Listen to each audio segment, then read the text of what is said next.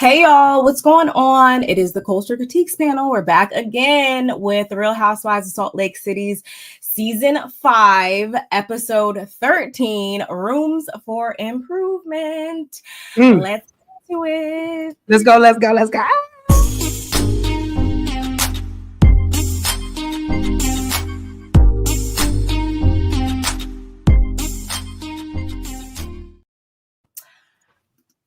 Okay. Yeah, really? Sorry. Boom, we're here. Like, really? I just noticed that I put the wrong, or I think I maybe just changed it. I put episode 12 at first. This is episode 13. So Yes, it is. I wonder if I put 13. Sister, did you make me put the wrong one too? I'm about to go back and look. I probably, screwed that up for the both of us, but y'all know. We're gonna, give you guys the best content ever. Just charge it to the game and not our hearts, It's For fine. Sure. For sure. Big 13. We've been, down here with you guys for quite a bit now, discussing these salt wives. So I love it. Not the salt. What? I like it. A lot of salt being thrown every single week. We see that, and they did not disappoint. They did not disappoint on the episode. The Watch What Happens Live was cool. The after show was cool. You're gonna have to update me on the what. I didn't watch the what happens live. So you're gonna have to let me know what happened. But I did watch the after show. The after show was really good and very insightful. You can interweave some of the points. Some of the things that were obviously clarified in the after show, y'all will interweave that as we go and stuff. True.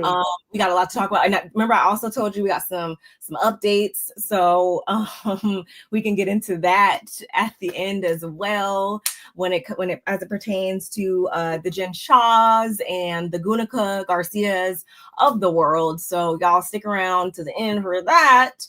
But before we get into anything, y'all, you already know what I'm about to say, which is we are not streaming from 1, but 2, technically 3, actually, because, shout out to everybody who's watching on X again. You guys are so awesome over there. Make sure you come on over here and subscribe to both our channels here on YouTube as well. But don't forget to like the video, guys. Do not forget to like it on my channel as well as my good sis California Cuties channel. Please do that. We'll appreciate it. Also, if you're not a subscriber, make sure you guys are subscribed to both of our channels as well. And also all of our social medias are scrolling along the bottom as well. So, you can catch us on there as well.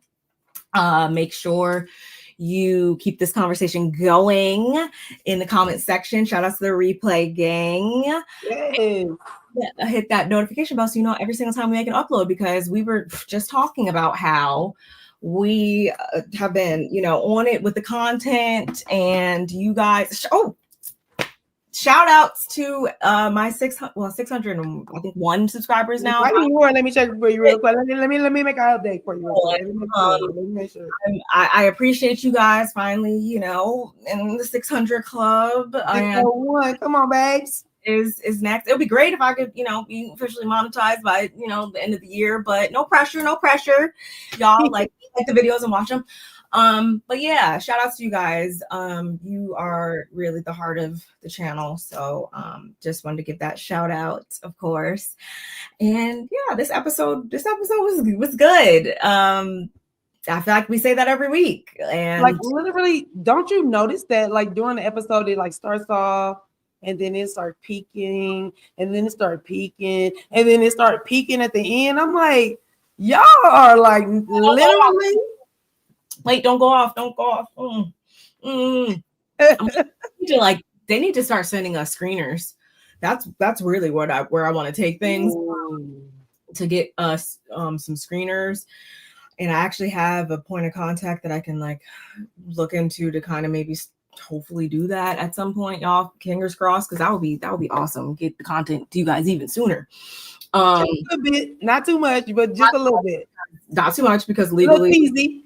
Yeah, there's a lot of legalities that, you know, surround that, and I ain't trying to get, you know, that revoked if we are given those types of opportunities, but that would be cool.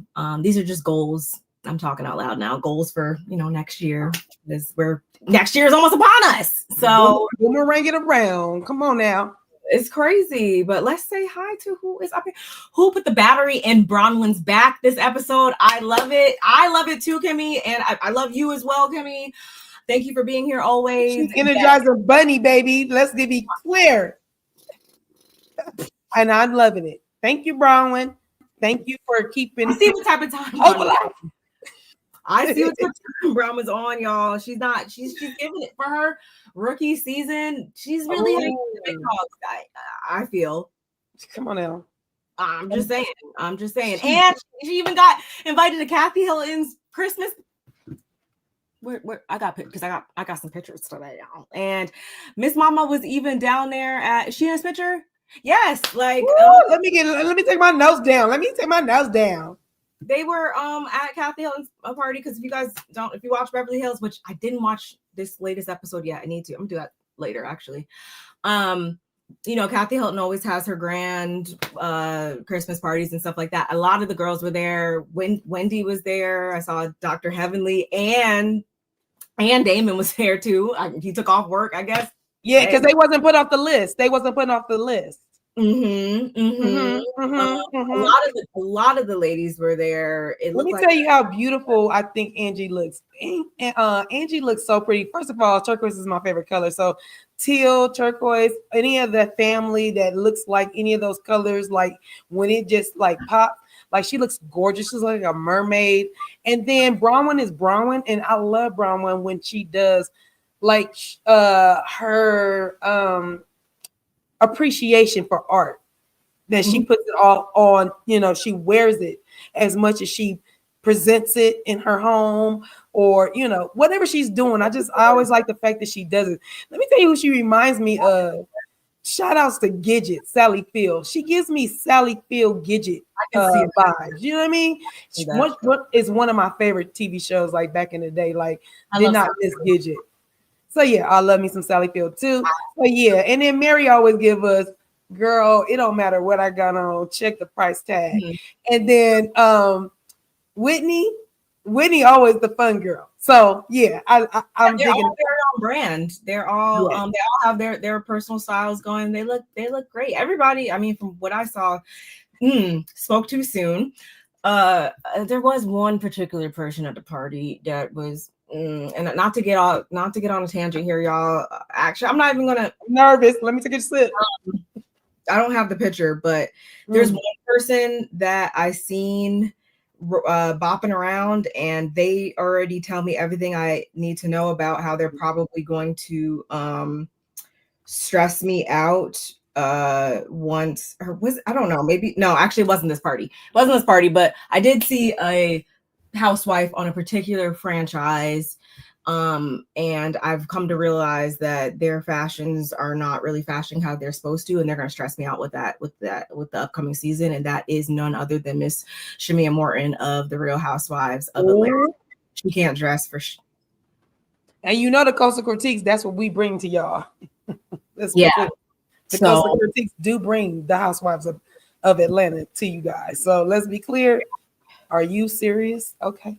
Yeah. So look, I'll take that and I'll put it in my pocket and save it for later.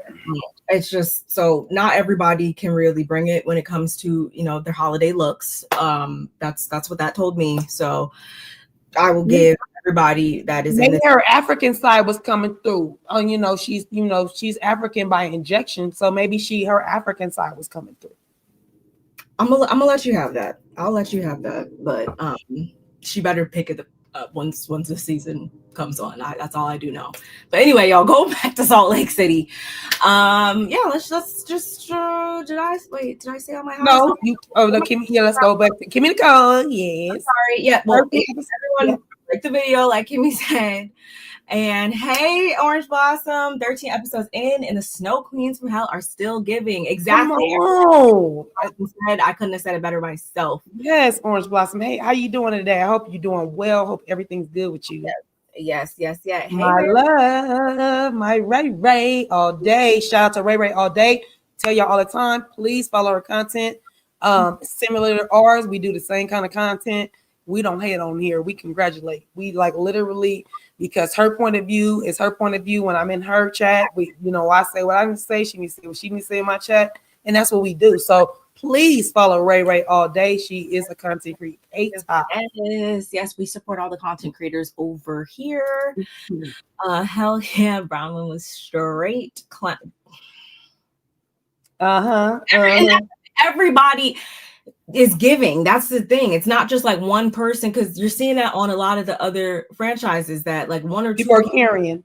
Yeah, they are carrying the show, or this person ain't showing up for scenes, and is this like everybody's playing their part, y'all, and you have to get like if you guys don't see it, I really feel like you're just gonna come down here trolling, because that's what I see. That's what you see. That's what everybody in the comments is seeing. Like, come on now. Seriously.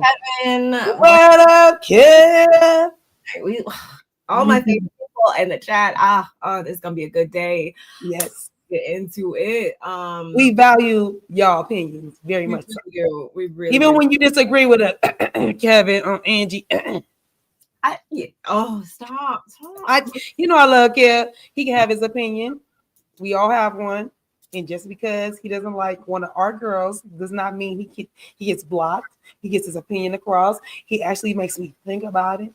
And I'll still be like, no, I like Angie. You can't sway me. And Kevin be cracking me up. He be sending me all types of different funny things and stuff. And he sent me a candid photo that of me throwback. Yeah. Oh, speaking of Mia, which is speaking of Potomac, which is speaking of her, her flunky. Jacqueline's pregnant, I seen too, y'all. So I wonder. My baby daddy, my BD. That's why I'm saying. What's she calling? PP. I didn't say up under. I didn't look at the cop. I just saw it and I was like, oh, okay. Or it was by Mia, because they. Anyway, so let's just get into this. It's gonna be one of those type of days, people. It is. Sorry. You ain't gotta be sorry. Go play the game. Go play the game. Sorry, Bookie. Fine. Go play the game, because sorry, not sorry doesn't work here. Mia Orange Blossom be here with it. Mia is the goodbye, y'all. Both can go sit this on the whatever exactly is right. Is right. You know what? She was looking kind of full in the face. Let's be clear. Like she's been looking. She's beautiful. She is beautiful, lady. But her face was getting a little, like, literally, I was like looking at, and I wasn't thinking pregnancy. I don't know. I was just like, maybe she just needed a little bit. But her face was not to jump to that. Yeah, me either. Because no judgment. Yeah, to not jump to that. And she even has a couple pictures on her Instagram that she's looking cute, and she got makeup done, and the wig is wigging and stuff like that. It's just the personality, and we still need to work. What is it? Neck up or neck down? What did Jazzy say from the neck? We still need to work on, and I'm not even talking about the body as much as I'm talking about the fashions. Like, we got to get the fashions together, and you got to get off me as because she act like she country. Let's go back to Salt Lake City, because she act like she like been living. No disrespect to the country gals. No disrespect to the country girls. Y'all just don't have to dress up like y'all look at city girls like myself. Like Barb, like. I'm not about to get ready and dressed and cute. If I'm going somewhere, one thing. We expect that on the show, though. That's not us putting those standards out there. That's what the show calls for. So if everybody's showing up dressed to the nines, and you over here in your chin, then it's. I'm just saying. I mean, I make the clothes. The clothes don't make me. Exactly. Hello, my sister Nico. And actually, let me take that back. I'm not even going to say that, because I actually did catch one Miami housewife in particular wearing a Shein dress. And if I didn't know that it was a Shein dress, because I had already added it to my cart, my wish list or whatever, you wouldn't have known. I just so happened to pick up on that. But it's, to your point, it's about how you wear the things. Like, this shirt right here is from Walmart. I like to think that it looks cute on me, though. I like to think I dressed it up a little bit. It's about how you put it together, y'all. And some people P-U-R-E-I-N-E. She is full. Kevin. I don't know if you ladies are talking about. Hey, Kevin, this is the perfect season for your name, Kevin. Oh yeah. Oh, I should watch that later. Ooh, you just gave me an idea. Us sick ladies know how to do it. Say it again, Miko. Say it again. And without even really trying hard. It's not even like we have to do a whole lot, because let's be clear, them Southern girls, I don't even know why you're doing all that. It's too hot and it's too humid. You got a wig, you got a full face on, like you're melting. You're like literally you're melting. Why are you doing that to yourself? Why are you doing that? Like, who are you keeping up with? Y'all in the South. I understand because I just said the country girls, but maybe the South and the country and I'm a West Coast girl. Like, all I'm gonna say is, and my mom is from Louisiana, and I'm a Southern girl too. I got the Southern hospitality too. But I was raised by everybody. Both my grandparents are from the South, so I get it. But we just different. We love y'all. I hope y'all love us too, though. We sure do, and we'll just leave that there, y'all. This episode though. Let me put my notes back up. This episode begins with Meredith, and she's at home with Seth and the kids. I don't have a red cup, but I got a cup nonetheless. Right. She's at home with Seth and the kids, and they're like testing since she's still talking about these bath bombs and all. And she's still very much on her I'm not down with Angie high horse, and she actually starts to reiterate what Whitney had told her at the party about how she was I'm down by the kitchen, y'all. The husband had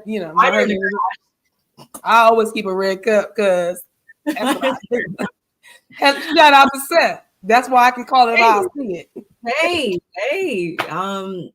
He stays true to his character, y'all.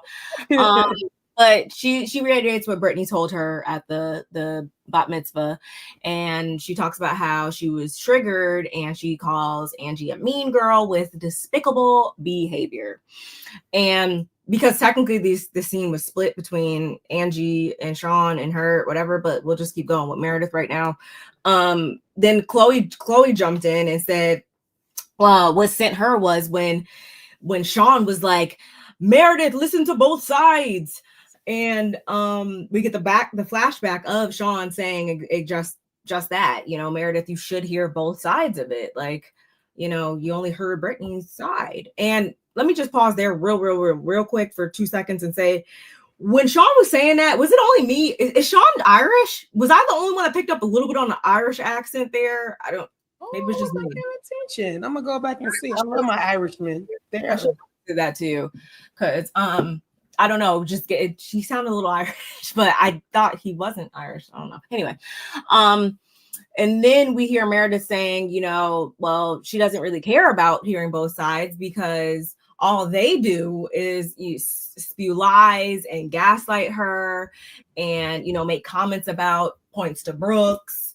And they make comments about her hearing aids and, how are you going to do that? And then turn around and try to come and celebrate her and then make fun of her impairment, her disability, just Meredith being Meredith, honestly. And I put my head down because that's, again, yeah, maybe she could have benefited by hearing both sides, but that's just me. And they tell her, that's her superpower. That's not her, disability. I love that. I do too, because we all got our thing like that, and we like to look at it in the most positive light possible. And I don't understand her though at the same time because, and I think was it Whitney that made mention of it? I think on the after show, and it's just like no matter what, at the end of the day, like Meredith doesn't want to have a friendship with these people, with this lady, with Sean, whoever.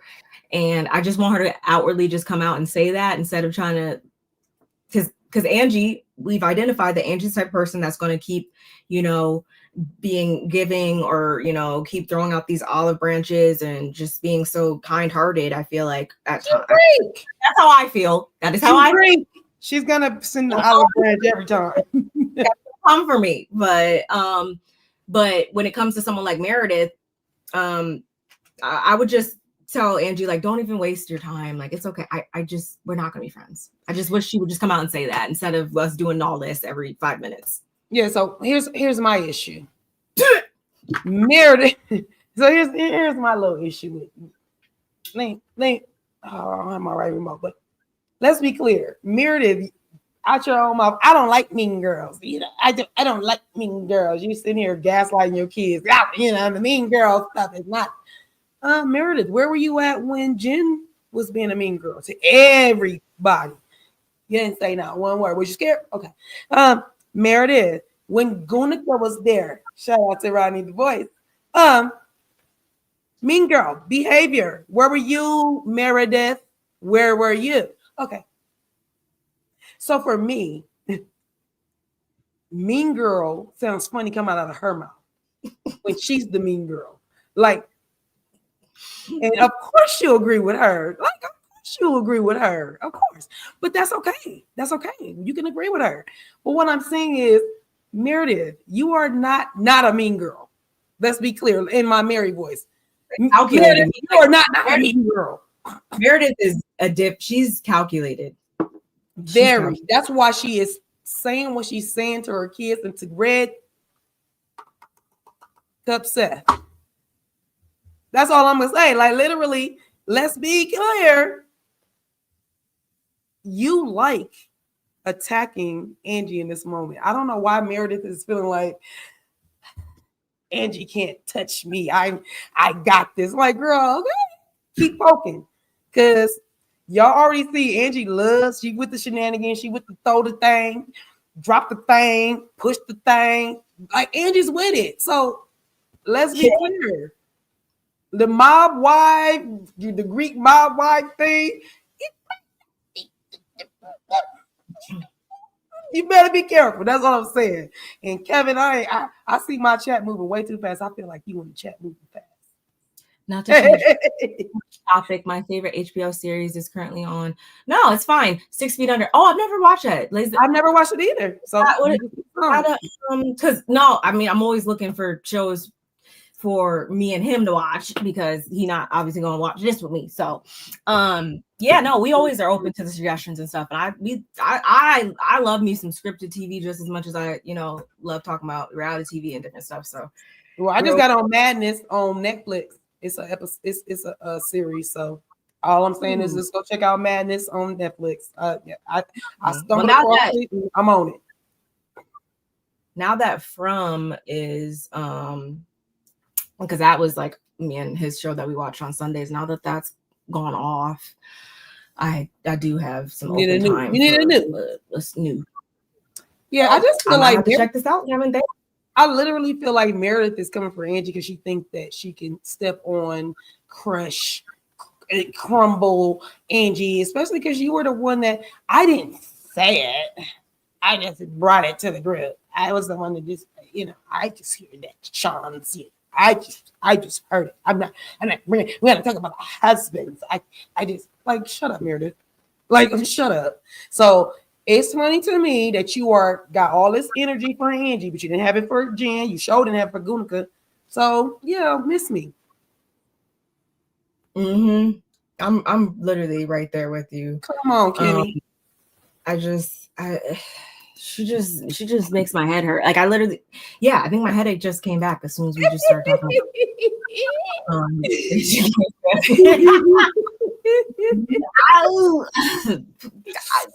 I'm sorry. I'm sorry. But you know what? It's funny because me and Barbara go against each other too. Like, we're literally in our, like, it was somebody, like, we both just started liking Mary.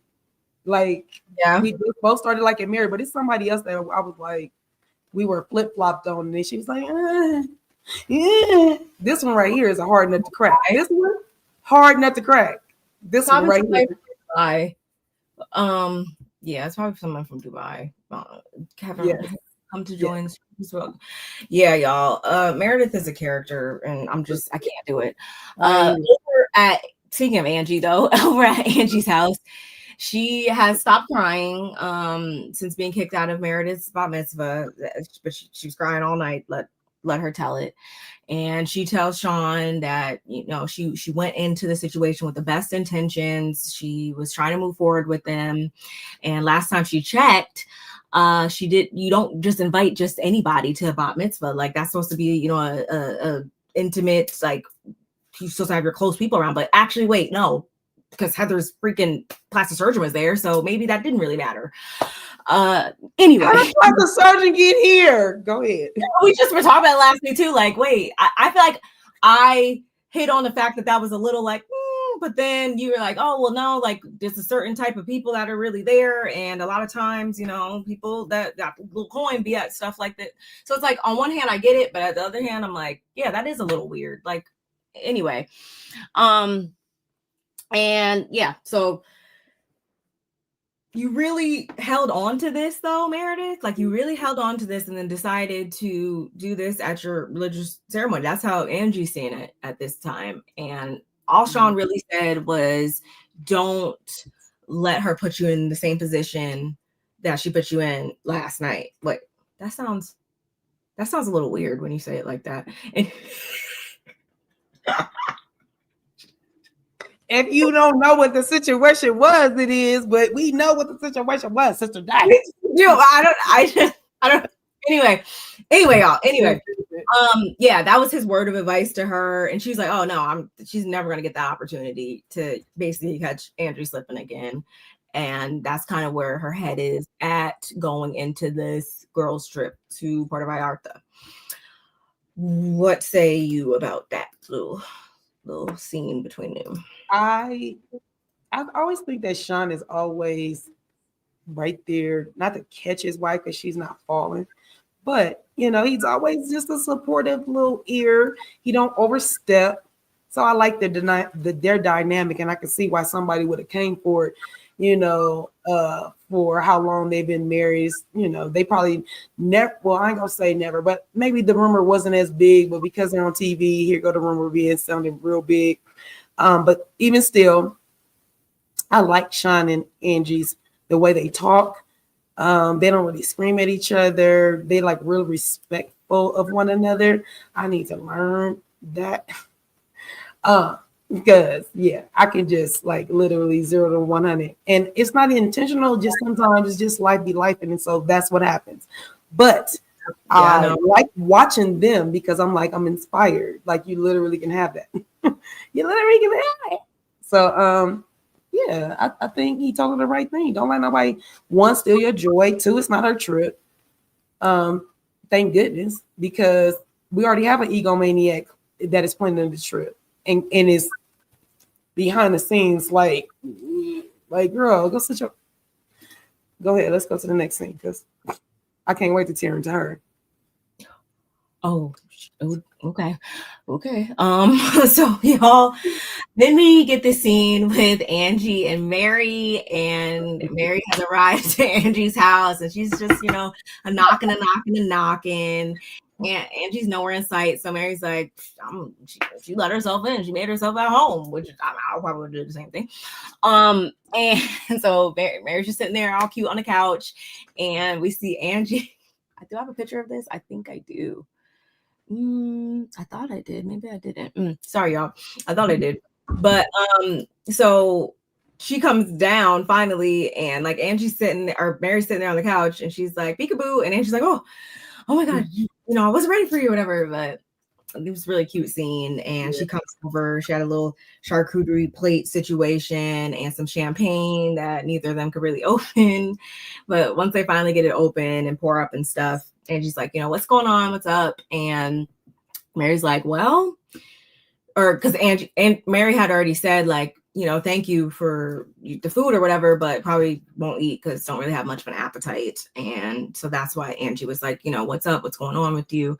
And Mary opens up by saying, well, like when one of your kids is just like, like when you're not one of your kids, because side note, something else that I just realized too, another, I feel like, component that really probably draws them together as friends is the fact that they both are mothers of only one child. So that was just random something that I thought of. But anyway, back to this part.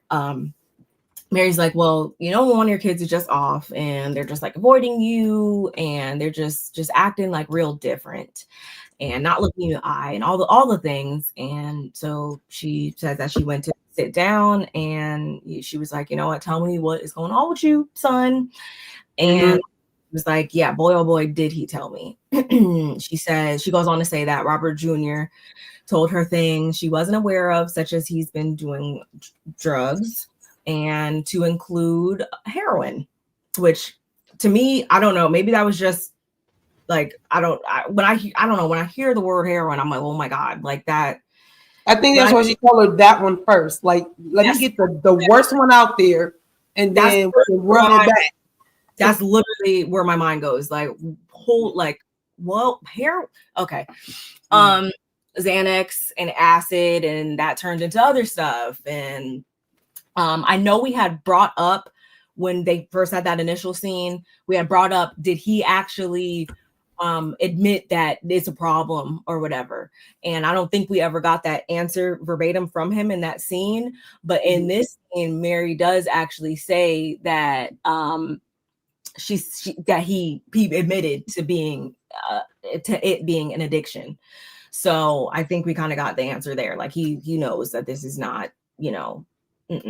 So she also goes on to tell Angie how he said at one point he didn't even want to, you know, live, and he felt like a stain. You know, we heard all of this, right, y'all? And that's when she really starts to get emotional, because she's like, no, like it took me 4 years it took her 4 years to conceive. And she wanted to be pregnant so bad. And we remember how she said in that scene, like, you know, she wasn't happy before he came into her life. So he wasn't a mistake by any means. He wasn't, you know, a stain that was not supposed to be there, like none of those things.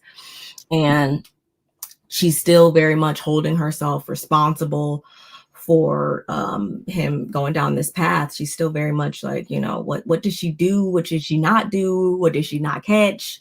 Because she's always been the type of person that prided herself on knowing her child, because unlike her mom, who didn't know her or her siblings. That's crazy.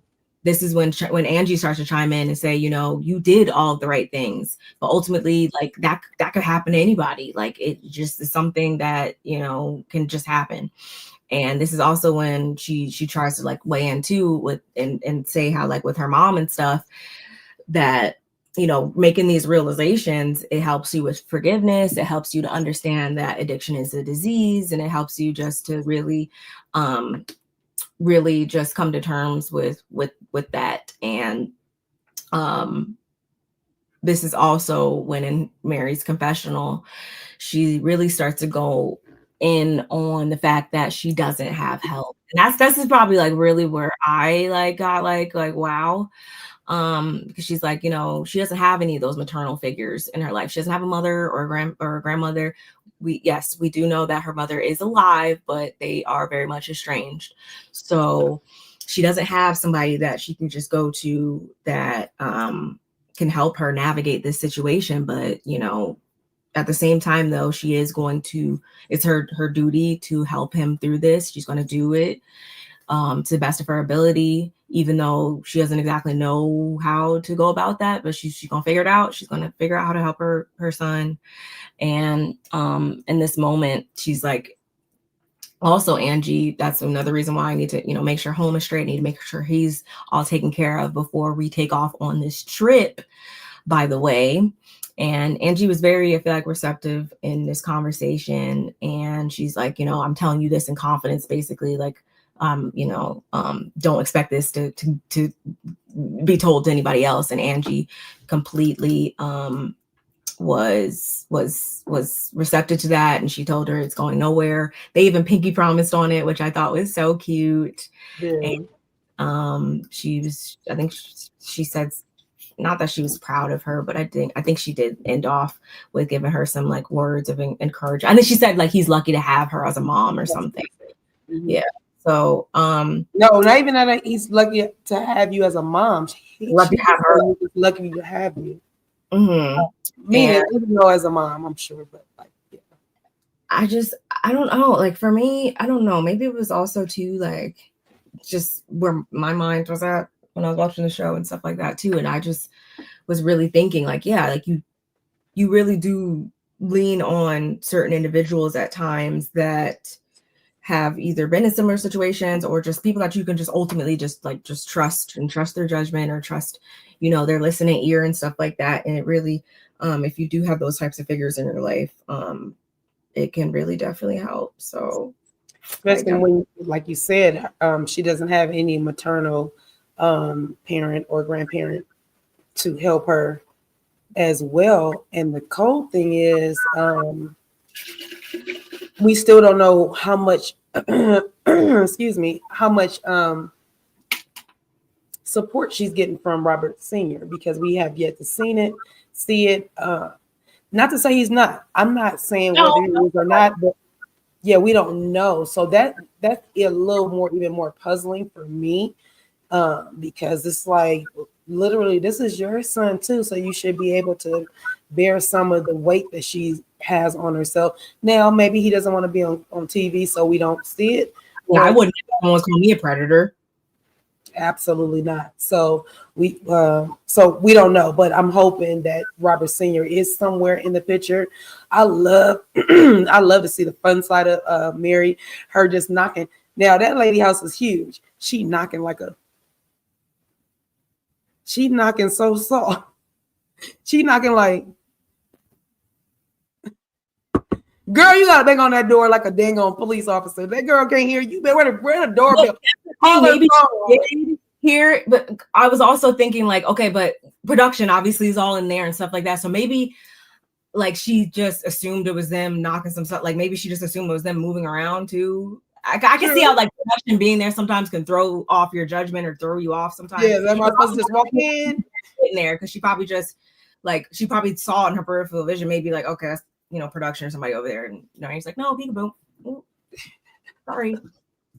That was so funny. I love seeing the fun, softer side of Mary, because like I told you guys before, it took me a minute to like really try to understand Mary, like for a cool little minute. But I am happy that she finally let the weight off her shoulders, because you get a half a dang on person. A half a person to listen to what you need them to listen to and hear you and support you.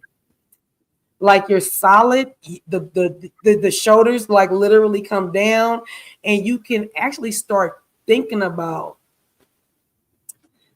past where you were at, because you are literally trying to figure out like, how am I supposed to speak to this person, to whoever. I don't even got the right words outside of, like I told you guys, Robert. I don't know. I'm sure he knows about his son, but like literally, that's still your husband, his father. He's gonna feel a way about it. You're gonna feel a way about it. He might be on some, he got himself in it. He can get himself out of it. And you as the mother might be like, no, that's my son, and we're not doing that. So there could be that kind of disconnect as well, because men are just not as maternal. They are paternal, but they're not as maternal as we are. So we don't know what the disconnect is. So like I said, happy that Mary was able to get it off her chest, weight lifted off of her, and that she was able to confide in somebody. And the fact that like you said, that the irony is that they both are single. They both have single children, just one child each. Also was the irony of the fact that Angie went through substance abuse with her parent, which flips it around for, it's the opposite, but it's still, the effect is the same. So it was just like, dang, out of everybody she can confide in. And like she said, let's be clear, her and Meredith were cool, even though they're rebuilding. But the fact that she can tell Angie, and Angie could literally be like, okay, well, you know what? I see what's going on. I understand it. My mom had a disease. It wasn't that, but same difference. So I like literally was like, I'm so happy that Mary was able to get that off her chest. And yeah, I said about the addiction and the disease and stuff. It sounds like both like or they both have a lot of siblings too, I think too, is what it sounds like. Oh, and that's true. So I also put, I love that Angie told her that she cannot put the blame on herself the way she's doing, but understands her having to go through those emotions, trying to go back and find out, like, you know, what did I do wrong? You know, like literally that's what you do. I don't even care if it's a breakup, an argument. You go back and try to figure out what went wrong. Where did I usually you're supposed to go there, but sometimes it's where did we as the people that's arguing, where did we go wrong? And so I just like that Angie was able to tell her, you know what, like literally this could happen at any time to anybody. Yes, Mary did say, yeah, but it's happening to me. Yes, it is. It's happening to you. And Mary, you got God on your side. You have a lot of things.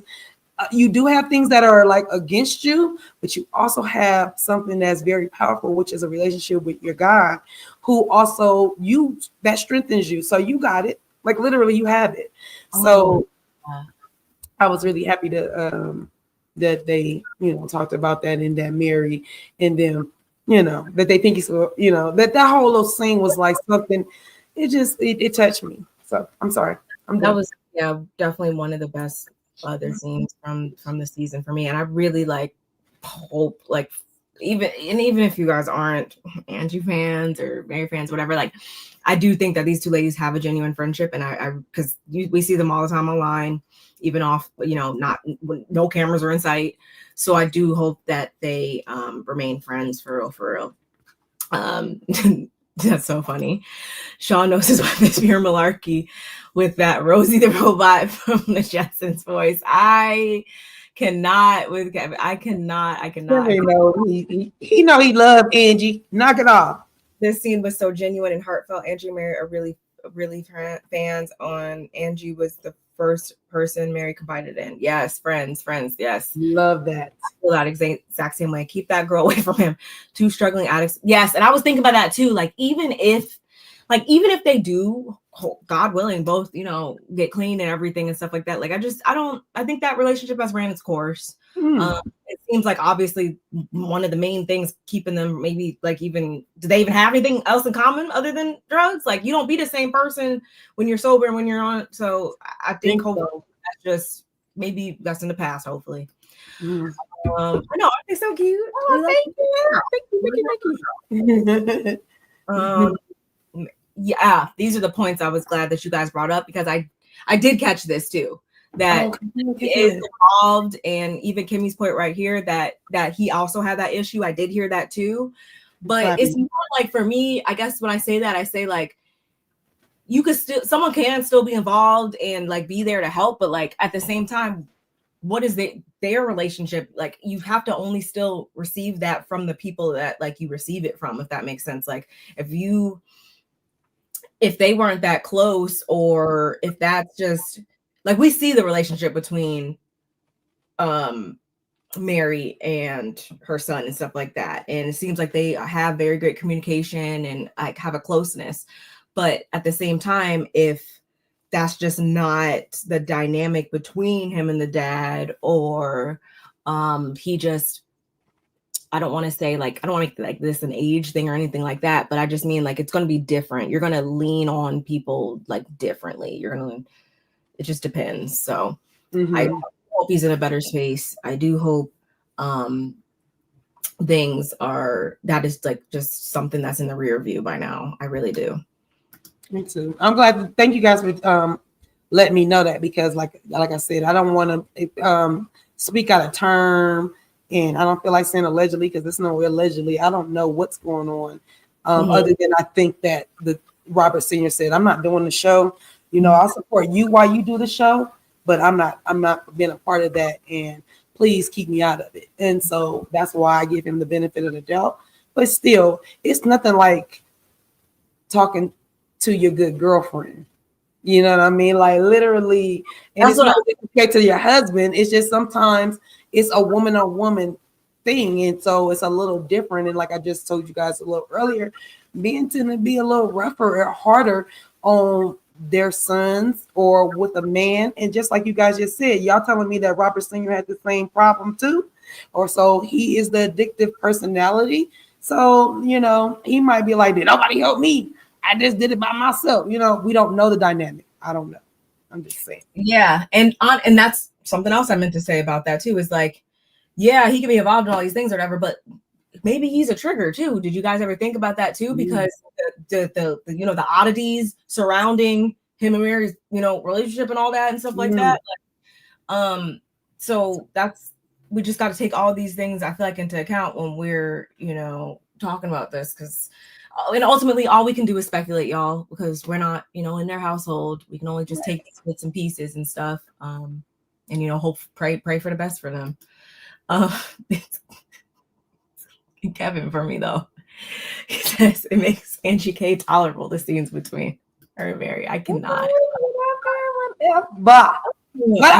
Y'all, but okay, so next up, we get the ladies. Everybody's kind of packing, you know, here, there, ha, he, whatever. It's getting closer to the time that they're about to leave. I think they were 3 days out by this time. And before we know it, it's everybody's arriving to the airport. We have Heather we're getting like the narration for this scene, talking about, like, you know, it's starting off. How it's starting off good enough, I guess. You would actually never even tell that Angie and Brittany really have any beef between them right now, because, and as she's saying this, we're hearing Angie telling Brittany that her hair looks great that day. So hopefully, you know, we're good. And Heather's also, she doesn't currently have any beef with anybody, so she's going into it, you know, all smiles pretty she's much. Looking at it, everybody else. She's just looking at who's gonna have a flame first, because I want to flame the fire. I just want to. Yeah, she wants to fan the. She want to fan the fire. You ain't slick. Go ahead. It's not gonna pop off at the airport, because shout outs to TSA, so we don't have to worry about any Angie and Meredith not speakings and Whitney and Lisa getting out, and we don't have to worry about any of that just yet, thankfully. But as they're walking through the airport, though, y'all, Bronwyn kind of takes a moment and they stop, and she whips out some Judith Lieber bedazzled passport holders for everyone. Cute. Which, very cute. If you guys know anything about Judith Lieber, they are up there. Even the passport holders, like several thousands of dollars. So. No, I don't know nothing about it, but I mean, you know, all the little like cute sparkly handbags she always has in the show, the novelty like ones, like a pizza slice, and those like, are okay. Like top like $7,000 for like a teddy bear little thing. Yeah. First of all, never mind. I was like, what am I putting in there but my credit card? But I guess your credit card is way more than 7,000, not mine, because never That's mind me. We're talking about Bronwyn. So I see why she could do that in a little lip. That's all she needed in that little purse. I will take the pink one. Thank you, Bronwyn. And at the same time, instead of just being, you know, super thrilled about that, Lisa's like, well, last time I checked, clip and everything, she's like, you know, find this a little odd, because I got a phone call from Bronwyn the other day, and she asked me if she could bring anything, and I gladly told her that no, like, you don't need to bring anything, you just need to show up, because I got it covered. I got, you know, gifts for everybody. We're good there. We got that flashback. So, but instead of actually Lisa's calling her out about this, and I mean, maybe that was for the best, I guess. So let me not even say it like that. Lisa doesn't address it right now. She asks Bronwyn instead, like, you know, how is she? You know, how are you? Whatever. And we find out, unfortunately, y'all, Bronwyn was attacked like really badly, like by a dog. Like, she had like bruises. I don't know what the other picture is, but she had some really bad bruising. And she let us know that it happened at the dog park when she was there with one of her, you know, 16 dogs, that somebody else was there and they didn't have their dog on a leash. So, and he was in the car on the phone, and the dog attacked her or whatever. And I was like, girl, you there better be a lawsuit drafted up, like, because that's insane to me. That no, we don't do that. So she got bruised up really bad. She looked painful. I don't like have the muscle flexing, because you know dogs get bite down to the muscle, and so like literally every flex of the muscle when she walk, I'm feeling like you feeling that girl, even if she do her arm like this, a sling, really graphic, and and then boom, we're gonna go to Mexico like a couple days after that. Like, great, now I'm all he's a sport. She is a trooper, because I would have been like, I would have been pissed. I would have been in the courtroom. Like, I'm like, let's figure this out right now. Emergency trial. Like today. Anyway, so, and Lisa also was like, well, why would I think she would ever listen to me? She only listen to Todd, so why would I ever think that she would listen to me? Oh no, you ain't talking about somebody not listening to Todd when you listen to your husband, girl. The calling said that a couple times in this episode, and we're gonna get to that. And I don't know if it was shade or not, but I know Brittany had said like, oh, like you don't, it's all good because Chanel cures everything or something. And it's like, I guess because she was wearing Chanel, I don't know, but Brittany, I never know whether or not to take her comments as shade or not, because it's like, sometimes I'm like, wait, are you actually wise enough to do the shade? So it's like, I don't know if it's anyway, y'all. Yes, because I didn't call her airhead on my notes like 10,000 times. So I'm just waiting to call her out on it. Airhead.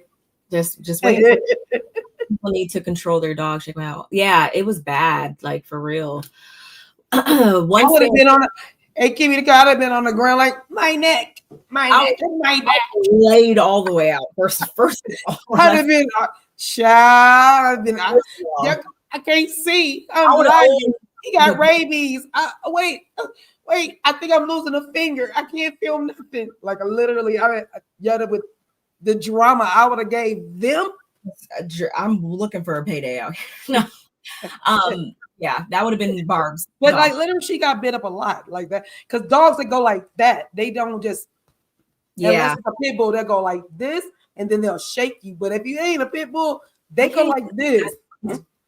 They just I've never got bit by a dog. So like, oh my god, yeah, I'm good. I saw my cousin's friend get bit by my mom's dog when I was a kid. Shout out to Blackie. He was a black German Shepherd, and my cousin Shannon's friend Stevie came in that backyard, and I had never seen that before.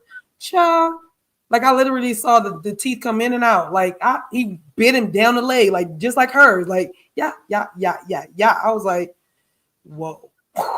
So I can't get it out of my head. I can see how she got bit. It's terrible. So bad, y'all. But once they arrived safely to Puerto Vallarta, and you notice how it looked like they were all in first class. So I think we're good there. They're welcomed by tequila and a Sprinter, of which Lisa begins to spill all of her tequila all over. Like, I'm like, you sit there. You can sit there. Because, anyway. Because she just like tequila for the rest of the day? It's because she decided to wear who travels in heels? Her and Meredith.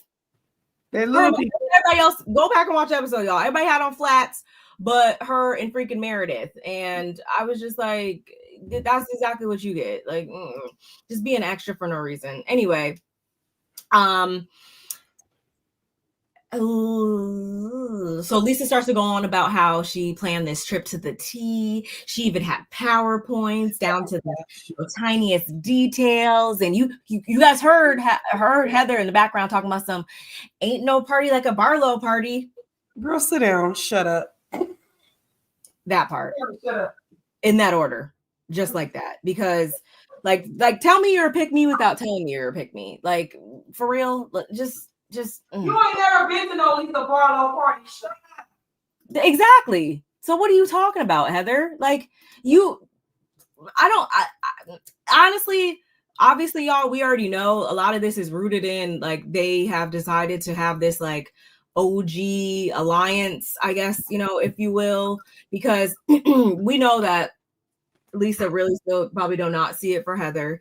And if you guys watch What Happens Live, that's honestly, that was the main gist of it for me, was that anytime a question, you know, those little games they play and stuff like that, anytime there was a question and it was a Lisa and a Bronwyn question, Heather was up there trying to bite her tongue so hard and pussy pop and, you know, freaking act like he didn't know the real answer when the real answer was Bronwyn half the time, but she was trying her hardest to not give Bronwyn her credit and to only go up for Lisa and cases. That was so annoying. I think they asked, and I mean, I don't know, ultimately, I don't know anyone's pockets, but what I do know is that I haven't seen anybody else on here pull out and purchase millions of dollars of necklaces on this show until Bronwyn was up here doing that. So Heather, when they ask you who was given like more rich or whatever, like I feel like that's you trying to play in our faces. Like, come on now, girl. Anyway, going back to the episode though. They stayed at the Vedanta World or something like that. It looked like a really nice property, y'all. I need to be there. Apparently, really just beautiful. All the pools and, you know, right on the beach, all the things. Oh, I love. Yeah, I need to be there like literally right now. Yes, right now, like right now. Yes, absolutely. And not only is the property beautiful, but they don't have not one, they got 2 villas, y'all. 2 villas, and each villa has 4 rooms in it. 2 of which rooms, I found this out on the after show, 2 of which rooms are suites. So, of course, we know already, not everybody gets along. And sorry, there's like something in my eye. Sorry, y'all. Not everybody. Understatement. What? Not everybody they don't all get along. That's an understatement. Like 25 times. It's the Angie Meredith, and then it's the Lisa and Whitney, and then it's a Bronwyn and Angie. Like, it's any way you slice and dice it, this was going to be a problem. So I have the breakdown right here. Villa 1, Meredith, Heather, Lisa, Brittany. Villa 2, Bronwyn, Angie, Whitney, Mary. And when they first get there, it's actually Lisa that's like, you know, trying to like break it down to them and stuff like that. And my thing is, I get everybody has beef, but can you guys clarify for me, Whitney, and what happened between Whitney and Brittany?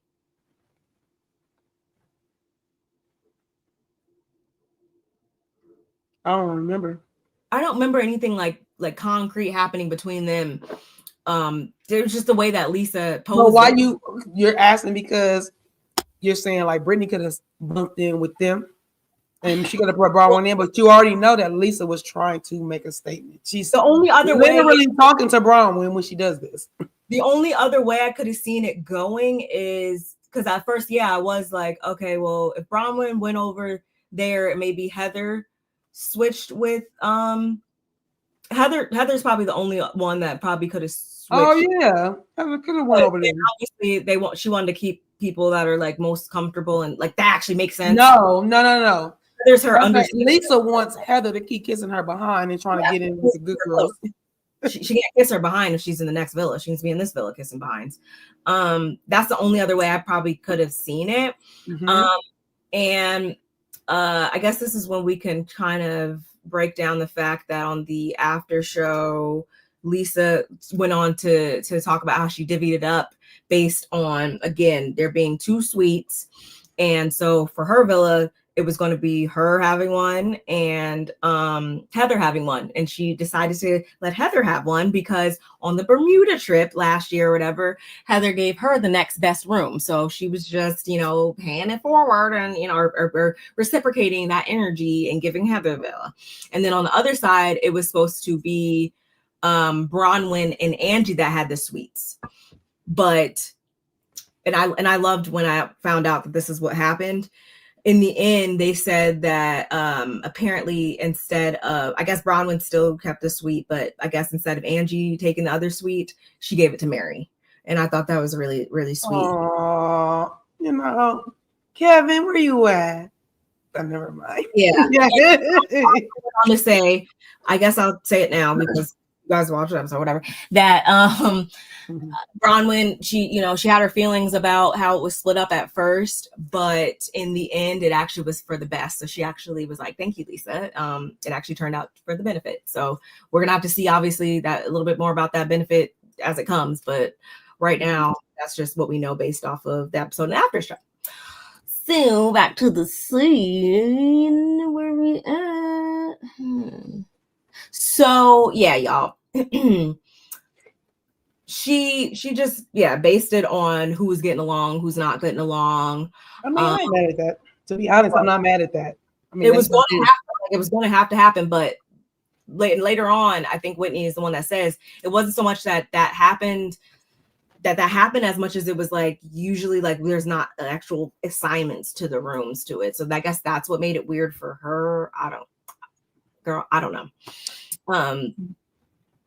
That's true. I mean, usually you just be like, there's 2 villains, go take your room, go pick your room, and whoever lands where they land, not knowing what's gonna be with the villa to the who's. It's so many pockets of people that don't get along. It just would have been great for them to pick their own rooms, and if they was been close together, then that's what it would have been. It's the wackadoodle to the 5th hour. I like that. I like it. The wackadoodle. Her voice sounded a little different for me. I don't know why. You see, y'all see she colored her hair. She looks good. Watch what happens live. I wish I should have got pictures. Sorry, y'all.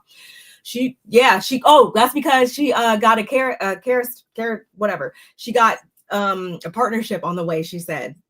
So she got a treatment, a Kastanevas whatever treatment, and them. So she's feeling herself real big. And honestly, if she is about to get a partnership with them, I think that's awesome. I would hope that would happen, after making that such a big part of the last like 2 episodes at this point.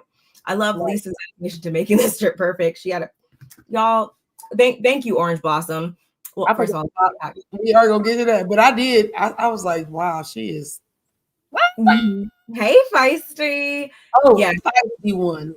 Thank you for coming in, my sis.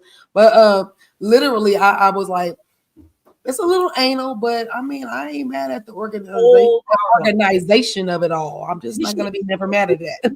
And no, is my question. Honestly, I prefer this. It is extra, but I would prefer stuff like this because then it tells me exactly what I need to pack. What's the plan? What's the aesthetic, so I can not look like I'm going somewhere different than where we're going. And that's you act like Whitney and Meredith, extra clothing racks.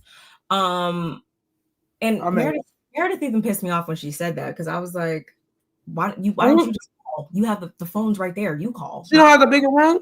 Oh no, she didn't get the bigger room too. No, but hopefully she at least got one with a bath. I'm sure we'll still hear about it in a couple more episodes. Like, well, now that you mentioned it, I was a little, hurt that I wasn't given a suite as well. I understand there's only 2, but we have been friends for a while, so I just would have expected a little more. You look just like her and sound just like how she is. I know. That's what's crazy to me, that you look and sound just like her. That's literally how she poses it. Like, well, I just. And she always puts her head to the side and does that. She talks and like down. She like downplays it when she talks about it, but it's like obviously if you're talking about it, it's a big deal to you. It's bothering you. She just works my nerves off. You can't tell. The PowerPoint. Yes, the whole PowerPoint. Like, girl. So again, there's one thing there's one thing if it's an itinerary, right? Yeah. It's a whole other thing when you do a PowerPoint presentation for the group, but you don't let them see it, but you got one. I just assumed you would give it to everybody. Okay. But Bronwyn, again, she is kind of like ticked off about it because she's thinking, okay, Lisa's trying to prove a point. And she's expecting me, I guess, now to claw my way back into her good graces. Like, girl, basically is where Bronwyn's at this point. So as they're all getting settled, y'all, in their rooms, and we see Angie go over to Whitney's room to ask her what she thinks about the split up of the villas and everything. And Whitney says she found it interesting that, Bronwyn seems to have gotten kicked out of the cool girl club. And Angie says that, Bronwyn did do a lot of questionable things. She said a lot of questionable things at the party that even she didn't like. So, maybe that's why they didn't want her over there. And just as they're having this conversation, y'all, Bronwyn walks in, knock, knock, knock. Hey, I'm here. And she asks them what they're wearing tonight. I mean, maybe that was, a logical question, whatever. Whitney was like, oh, child, all I bought was cover-ups, really. So, of course you did, Whitney. So Whitney also was like, well, what did you think about getting kicked out of the Mean Girls Club? Now she called it the Mean Girls Club. And Bronwyn's like, accuracy in it all. Go ahead. She doesn't know what she's done to Lisa, but Lisa knows that she was physically attacked by a dog. And she also knows what she's going through with Gwen right now. So she just, again, she was very thrown off by how Lisa did her in this situation. And then we get this flashback, y'all, of just last week. We have Lisa and John and Bronwyn all out, to eat or whatever. And they're actually discussing, or John is explaining to Bronwyn that doesn't know which route to take things, in support of Gwen right now. He's telling her about how Lisa was hard charging, trying to find his, birth parents and stuff for years and years and years. And she had the greatest intentions behind it, but it did wind up being the total opposite of anything great, because the mom actually went on to say that, once baby was born and everything like that, she never thought about it again. Like that was how he said it. She was like, she never thought about it again. And Brown was like, well, do you would you do it all over again or whatever? And he was like, no. And I felt really, I don't know. I felt really bad for, even though Lisa and John have their things about them and stuff like that, I did feel bad in that moment, because like, wow, like I can, like I told you guys when this first came up, just stuff like this is just always a sensitive thing for me, for me personally. So just knowing that that's the way it went and stuff, and just how somebody can just be so dismissive. And that's not to know, like, we'll never know the mom's full story and stuff like that. I'm not trying to take that away from her, but that's got to be hard to hear and stuff. And for him to just be like, no, I wish we didn't even open Pandora's box with it. I was like, dang. So I guess hopefully maybe that was of some value to hear from Gwen. I don't know.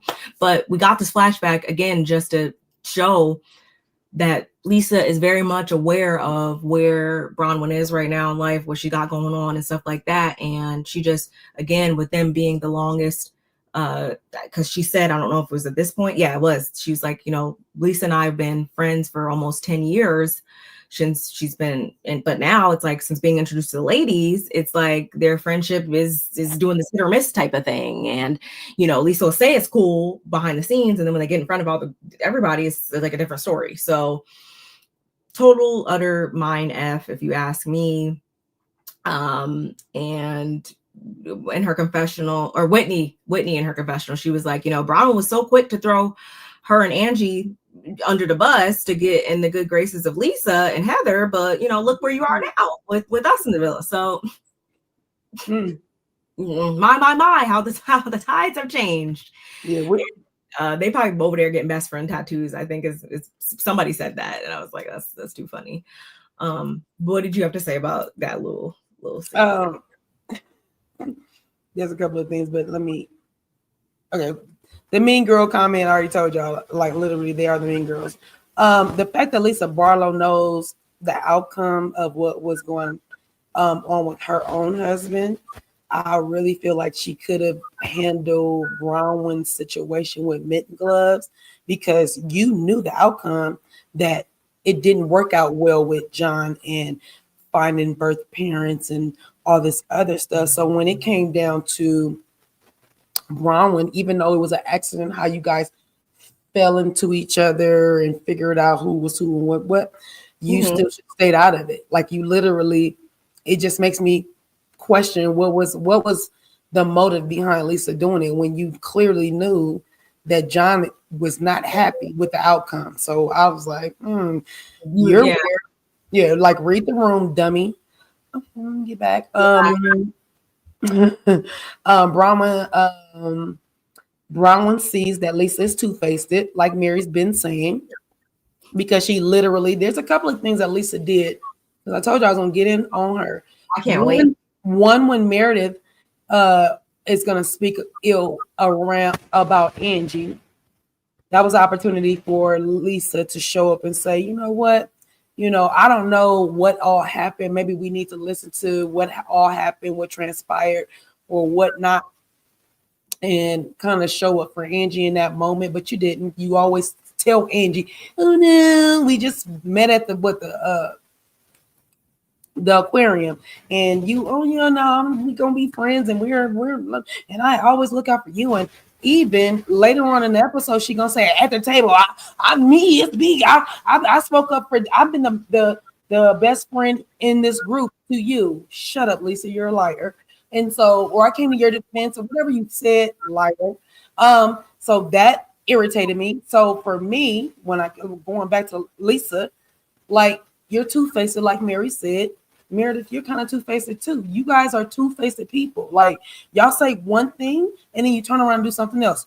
Let's be clear. Lisa said the same thing to Bronwyn. You said, you know what? I show up. I didn't know where our friendship was going. I don't know. I was backpedaling. I don't know. And then you and Bronwyn are supposed to be on this new friendship, and then you do her like this, which was jacked up. But then you turn around and do the same thing you saying. You say one thing to Bronwyn and you show her your ass the next time. Like, girl, I don't know anybody likes Lisa. I don't like saying the same thing pretty much at one point in the episode. Like they were literally, it was like ping pong. It was like you're not having my back. Oh, she's not having my back either. Like you're literally like actively not. But you tell them that you do, but you only have Meredith's back. And you only do that because you got caught on the hot mic. Like we already know, girl, that you've been a bootlicker of Meredith since that time, and you're gonna keep licking her boot until she say, you know what? I guess I can forgive you. Like you're literally waiting for that, and she said it, but you know she has not. So you're gonna keep licking her boot until then, and Heather, you're gonna keep licking Lisa's boot until she tells you, Heather, you're great. You lost all the weight. You are amazing. And she's never going to tell you that. You're not going to hear it. Her as a genuinely like equal friend. Like it's never going to happen. She's never going to see you as that, Heather. No matter how many, Barlow parties you attend, no matter how many Vita tequila shots you throw back, she's not going to see you as she's not. But before I say, and actually Lisa, her slip definitely starts to show even in this next scene that we're about to get into. Let's go.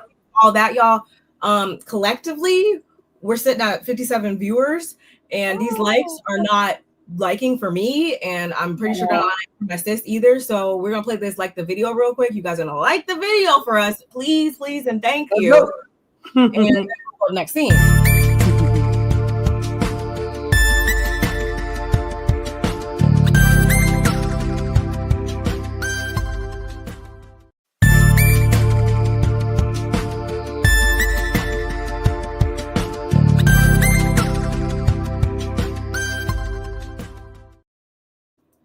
Easy day. Now we're back, y'all. Next scene, Lisa and Meredith. They're over there chatting as the fake friends that they are. And it's a friendship at this point of convenience and based on alliance. We know that's how I feel, and I'm sticking to it. Yep.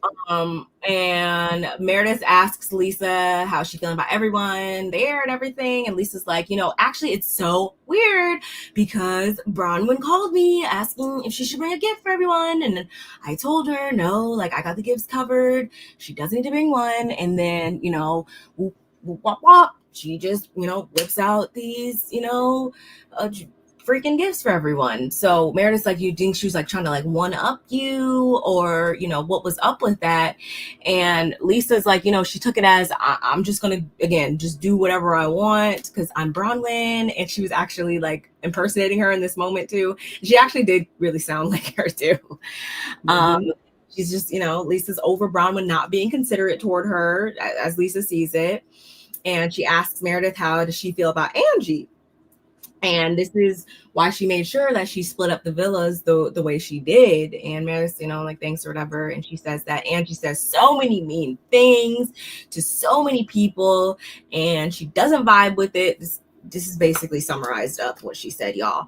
And this is when Lisa pissed me off for the first time.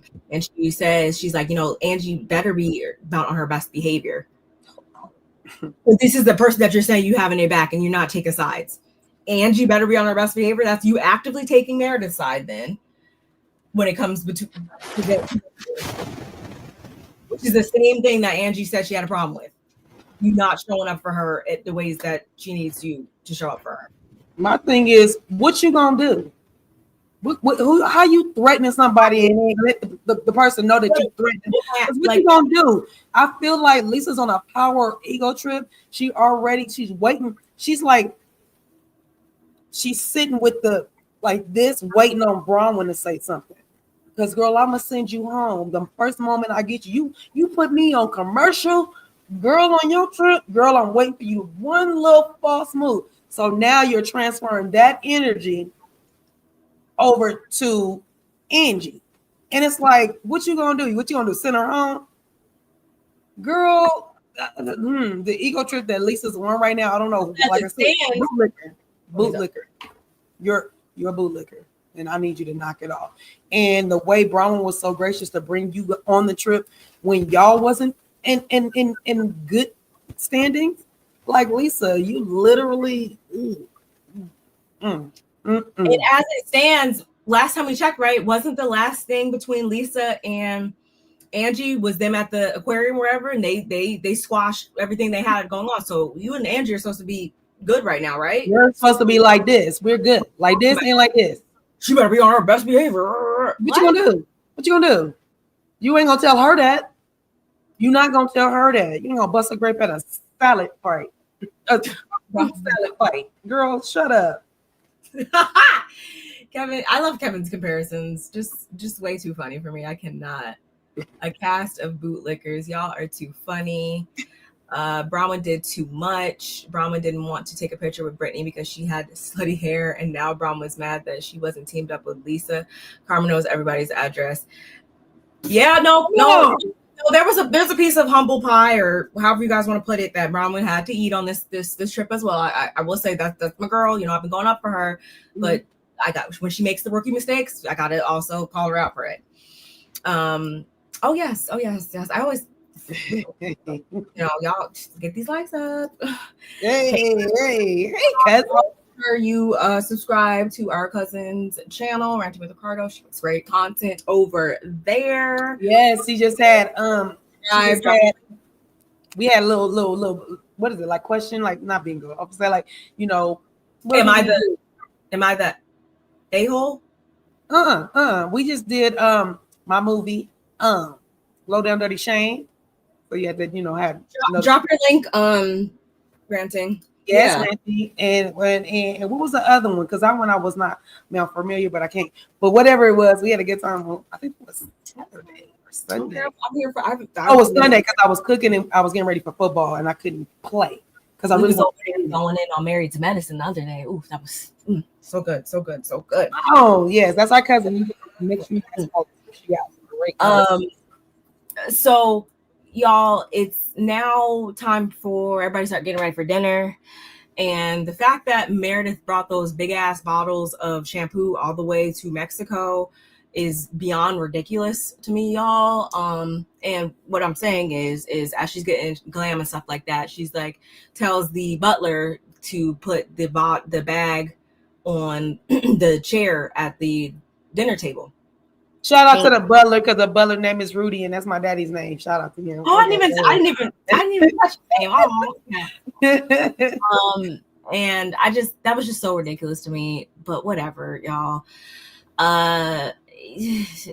Oh, it was why do fools fall in love? Oh, okay. Yes. I haven't watched it in a long time.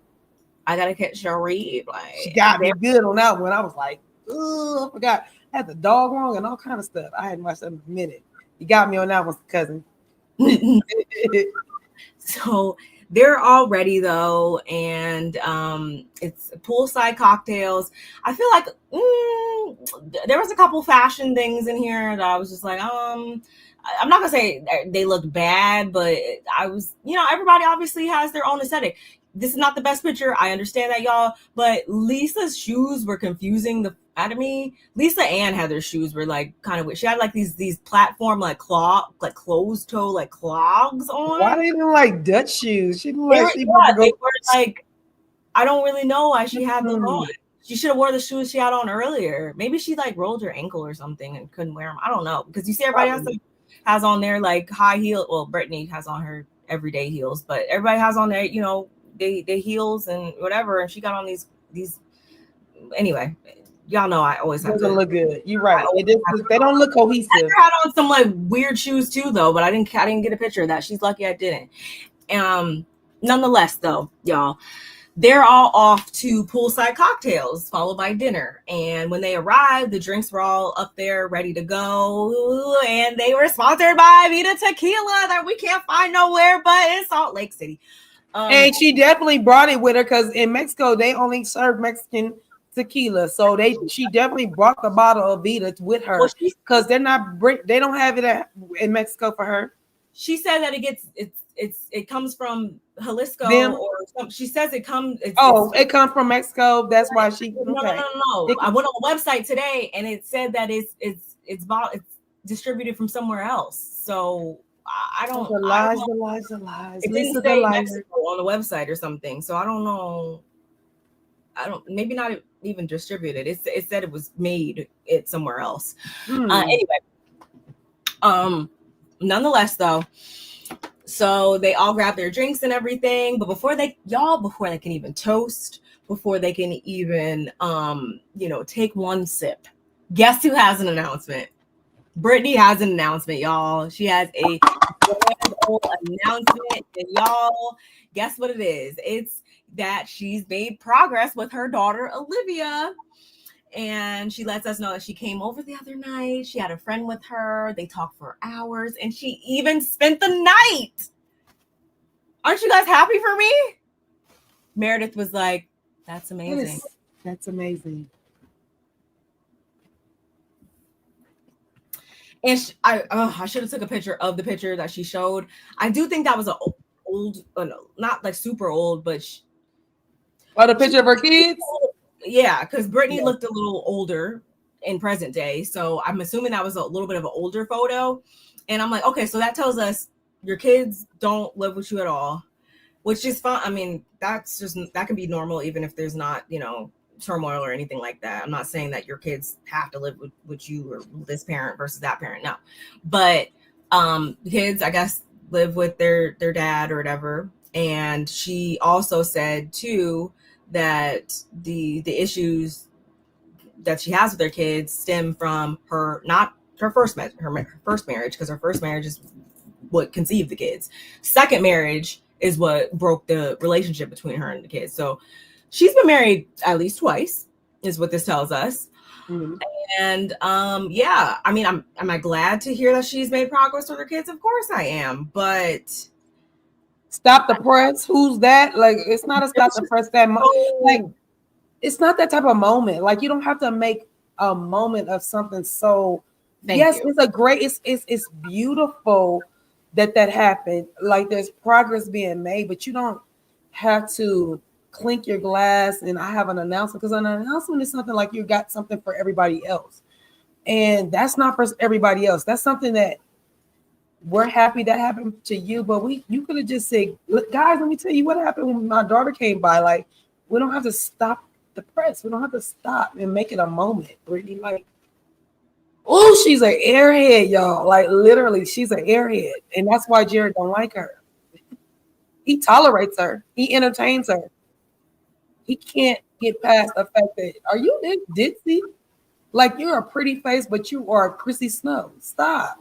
It's easy to take someone like her for a ride, man. It's just it's easy. The jokes really like write themselves when it comes to her, when it comes to that.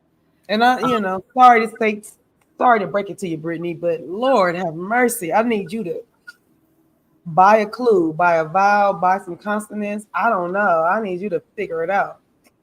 It's really just she doesn't read the room when it comes to that. And even on the Watch What Happens Live, like there's a lot of times that Heather like had to like throw her under the bus because it's like you were the one that was acting a donkey a lot of times when it came to different things during the season. And whenever Heather would be like Brittany or whatever, she's like, oh, like wow, Heather, like she was just not understanding. Yeah, you're just so taken aback. Oh my God. Me? Yeah. Person, you were that person in the group. But nonetheless, y'all, when they gather around and everything, Lisa's like, how's everyone loving their sweets and everything? What's going on? And Angie and Whitney, they're like, yeah, loving everything's good. And Bronwyn's like, you know what? I gotta be the contrarian. And I was like, yes, this is why I love you. This is why I love you. Because I'm always, I got something to say. I'm gonna say it. Do it in the moment. Do it in the moment because it hits different. It really does. And she was like, I just gotta say that I was really surprised by how you divvied up the rooms. And that's because you and I are the longest standing friendship here, and you put me in a villa with two people who aren't even speaking to me. And then that's when Lisa was like, you guys aren't speaking to her? Oh, I'm so mad at myself right now, y'all, that I didn't get the picture of Whitney's face in this moment, because Whitney was like, Whitney was eating it up. And I was like, that was funny. She was eating it up.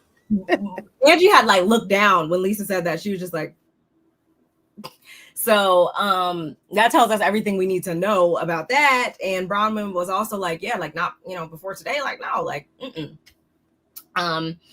and she's like, she's like, I today we're all in there, so we kind of figured it out. And Lisa, she didn't find that to really be a problem, that both the villas are right next to each other. Like, what's the big deal? Like, we're right over here. And she's like, I planned this amazing trip. It's a beautiful villa. Like it's everything is amazing. Everything is perfect. Like she's just completely not understanding why Bronwyn could have any issues in the world. She planned this amazing trip, right? Mm-hmm. I'm literally like jumping out of my skin, by the way, too, y'all, at this point in the episode. And Bronwyn's like, I was just surprised. I just got to be honest with you. You and Brittany are new friends. And then this is when Brittany jumps in and she's like, well, maybe she likes me more now. Or likes me better now. Shut up, Brittany. What are you, 16 years old, little girl? Where are you stuck at? Where's she stuck? At 16? Oh, Gavin, I'm she's a fashionista. I'm pop culture content creator. I am I'm full-time fashion girly every day of my life. Yeah. And I gotta keep it 1,000. When I see something, I'm like, what is going on down there, boo? That was ugly. She could have kept that announcement. She really could have. They thought Brittany was going to make an announcement about Jared at first, but I'm happy that Brittany has a better relationship. Because yes, y'all, don't get us wrong. We're happy to hear that if that's the case. But it's just like, I still don't think, well, on one hand, I think it's for the show. I am kind of thinking now it must be for the show because of how she carried herself on Watch What Happens Live. Like she carried herself like she has a little bit more sense up there. So I do think she is playing it up for the camera. And for that reason, I can't give her all the blues, because to a degree, does that not happen with a lot of these ladies on the show, that they kind of, they don't fake their character, but a lot of She's times acting. They're giving you we're not all on a 10 every day. We're not all up here every single day, but when you're filming, you need to be at a 10 every day. So I'll give her that much. Brittany's like literally, like, can she float away though? Like, could you just float away at this point since you are a helium head? Because the airhead is gonna sit right here with us. I'm gonna need her to helium head and go out. She's not floating away. Out to the. Hey, sister. Hey, princess. I tell you, oh my God, like literally. Now let me go back a little because I know you're pulling up comments. When they pulled up to the bar, let's be clear. When dude said, you know, this would be the tequila, all I could think about was Ty saying, this tequila ain't even that good. No, Lisa supplied like the restaurants and stuff like that she goes to. Something tells me that she supplies them with the tequila to serve her.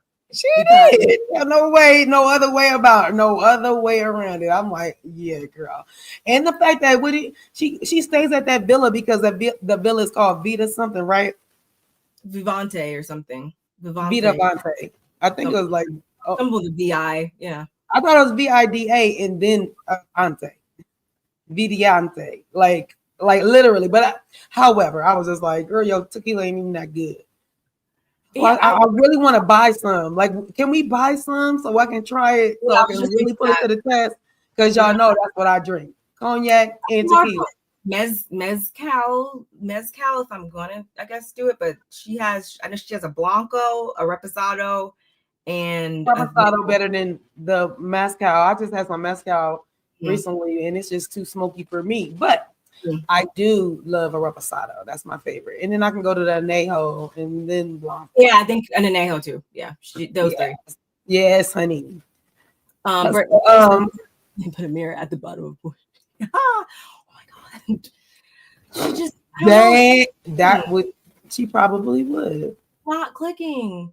What was funny when gave a hoot about Britney's like literally when I say y'all it was crickets, you could have heard a pin drop out there. Like everybody was just like, but y'all, I'm sorry to tell you, you know, we know Andy, he doesn't ever obviously come out and say things, but he did give me enough confirmation, I would say, on Watch What Happens Live last night with her that she's going to be back next season. He gave me that. Yeah, he gave me that. She still did reality TV with her airhead self. I thought that even before, but it was just, again, you know, he gives off certain he gives off clues if you've been watching, you know, these shows for long enough that I'm like, yeah, she'll be back. Stop making fetch happen with that mediocre tequila. Yeah, it's gonna keep being mediocre in our opinions, Lisa, until we try it. Like, and we're only the next state over, pretty much. So like literally, like Utah is drivable. Like my husband literally thought about moving there. And he literally thought about moving there since they've been on. So like the first season, and then he started trucking and he went trucked out there. He was like, babe, what you think about Utah? I was like, Utah? Hi, son. I was like, Utah? And then I was like, unless I can go hang out with the girls, I don't mind. I was like, there's a lot of people out there. We probably could do it. But yeah, literally. Yeah. I want some of that tequila. I want to try it. I want to be able to do what Todd did and say yay or nay about it, and not like let me just see what's up, because we've been talking about it for 5 seasons now, and that's all she ever says. Vita.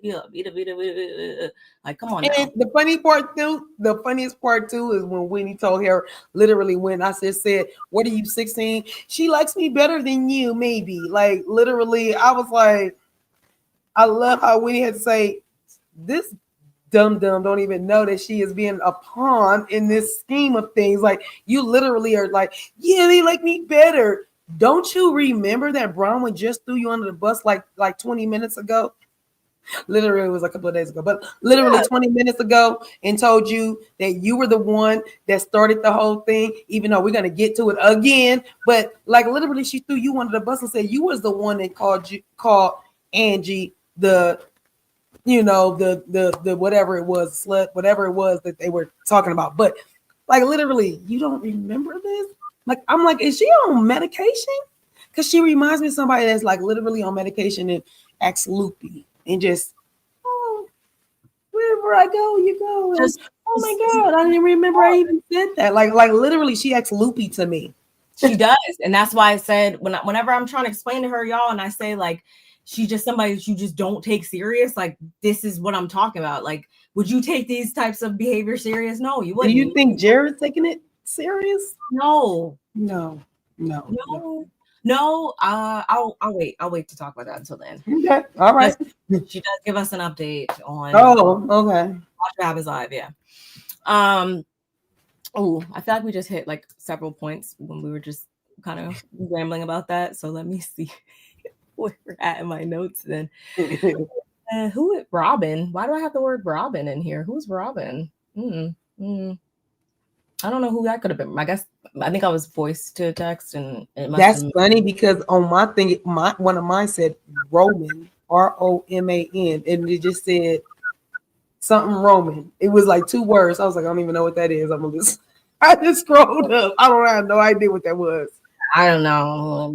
But, so again, Lisa and Bronwyn, they're kind of going back and forth right now, where Bronwyn's trying to get Lisa to realize that it's not like I'm it's more of just I wanted to be around you because you know where I'm at right now with things, and instead of you being receptive to my feelings, as Whitney would say, you're just not.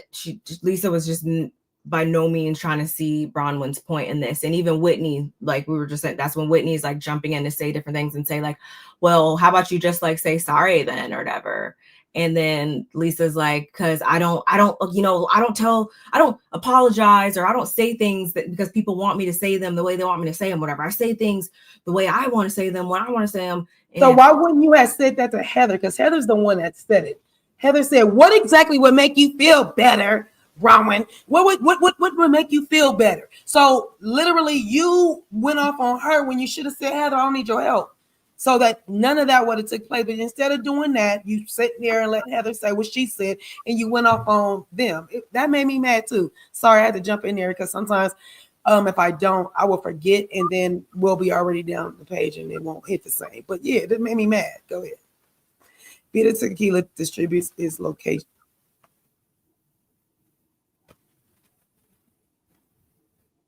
Well, I mean, okay.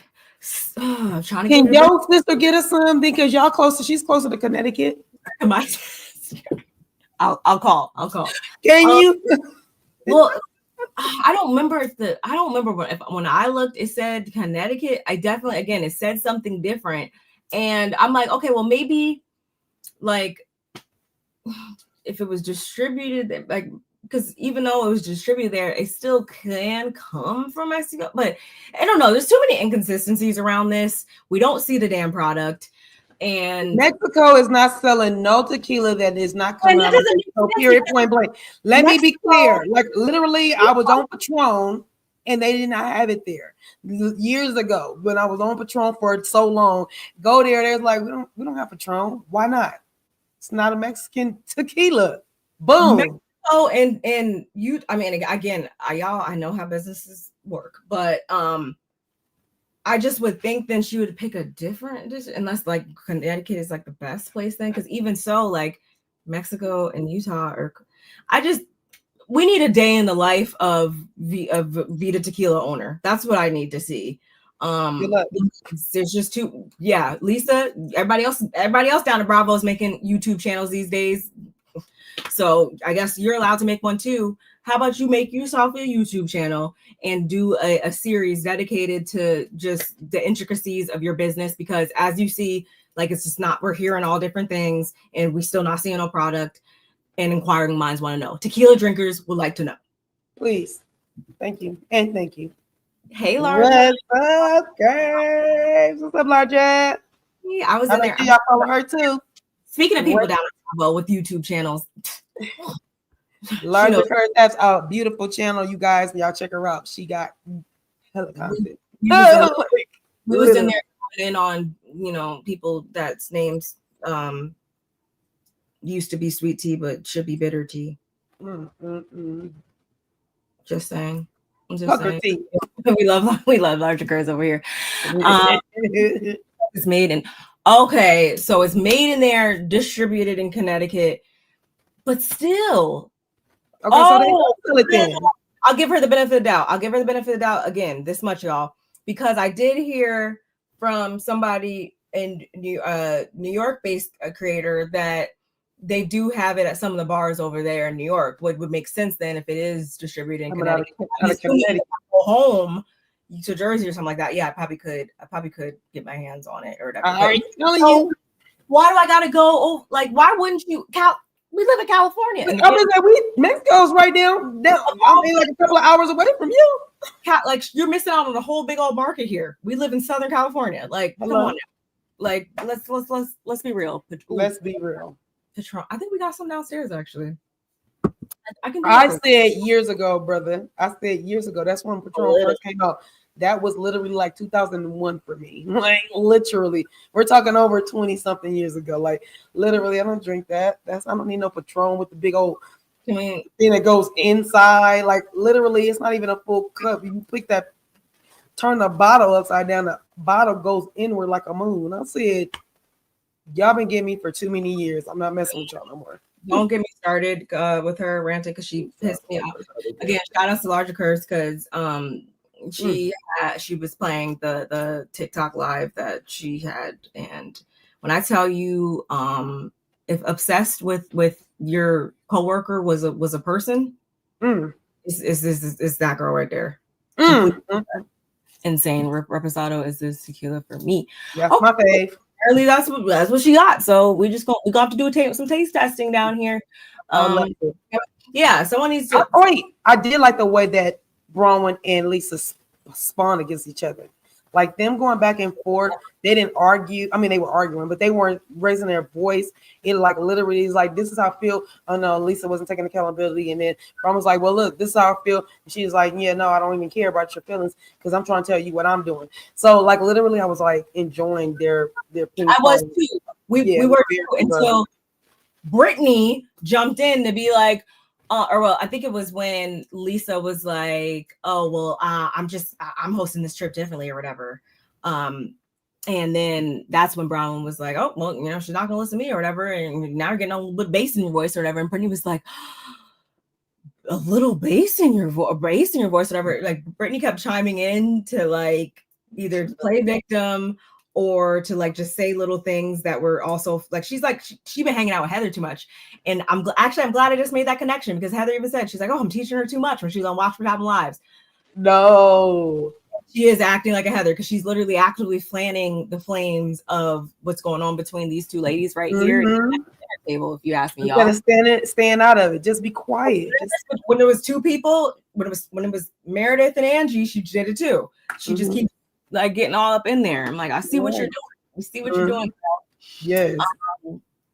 And Lisa, again, she's like, they're all beautiful rooms. And Bronwyn's like, she's trying to extract this acknowledgement from Lisa about how she feels. And Lisa's like, it's weird that, again, anyone has a problem with any of the rooms.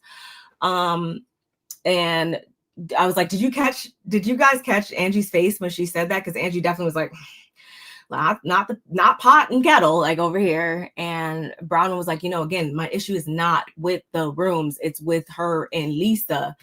And Lisa's like, I don't think anything I could do could make you feel differently. It can make you feel grateful based on, the other, and this was shade, y'all, based on the other trips you've been on, and I've also been on nice trips as well and luxury trips as well, which is why I plan everything down to the tiniest detail. And Bronwyn, of course, took that as Lisa was trying to call her snobby. And so she shut her down real cute, real nice. And she was like, let's be clear about who was ungrateful about whose trip first, Lisa. Like, let's my, how soon we forget. But shout out to production because they rolled that beautiful bean footage several times during this episode, y'all, in case the ones in the back forgot. And instead of, getting them a private plane, Lisa says that she used her money towards a trip to London during the summer for her and John.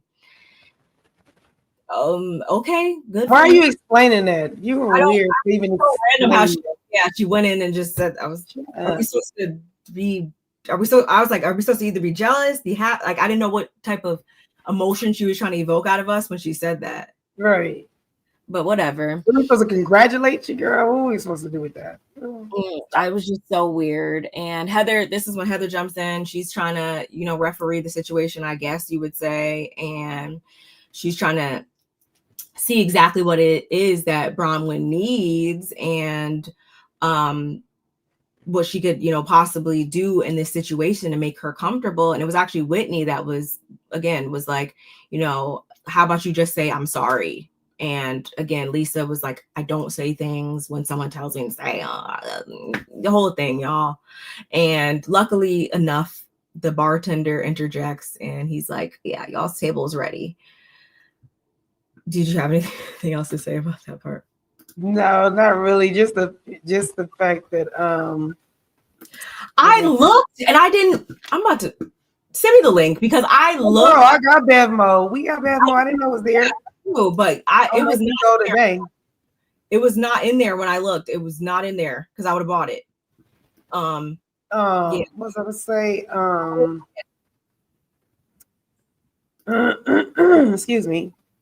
When I don't know if you got to this part yet, but when she was like, dang, I literally, we're living right next door to each other, bro. Like literally, yes. Everything about the shower. I was like, okay. It is feeling a little bit like Bronwyn. What exactly does she want you to do? Like, I understand why Brittany's over there. Like, I'm not getting my room. Like, nobody wants you to give your room up, little lady. What she's trying to do is trying to let her friend know in the moment how she feels about it, nip it in the bud, and not talk behind her back like you guys are used to doing. So that throws you guys off altogether because y'all don't know how to do that. You guys literally wait to get behind each other back and then say something to the other person instead of doing what Bronwyn's doing and saying, look, I don't agree that I should be over here with the girls, especially, whatever the case may be. So I just, again, Bronwyn always just brings it for me. Like literally she brings it. She tells it like it is. Whether you believe it, don't want to, acknowledge it. Lisa never acknowledges anything. She literally takes no accountability, especially because she even said something. She started like, well, and then I think Bronwyn started shaking her head like, girl, you cannot start off, even if it's not an apology, but just don't even start off with the, if I hurt your feelings, no, I'm telling you, you did. My intention was not to, is what you need to start off with. My intention was not to do that. Not if I hurt your feelings. No, if is a fifth, and I'm not drunk. So no, it's no if. I'm telling you, you hurt my feelings. So not if. Those are not my intentions. I was not trying to hurt your feelings and start from there. But Lisa don't do that. Lisa don't know how to. She doesn't take accountability for nothing. And sorry.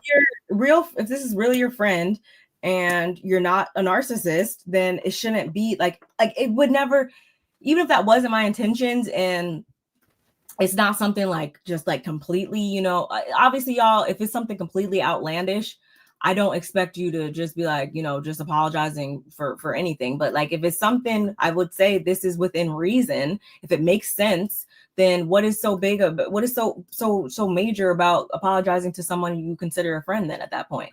Like, you'll never have to just like beg me like tooth and nail for an apology if it's somebody who's genuinely my friend and they're saying like, for real, my feelings are hurt right now. Like, why wouldn't I try to like figure that situation out? Like, I don't get it. Unless you don't care, which that is what it's coming to.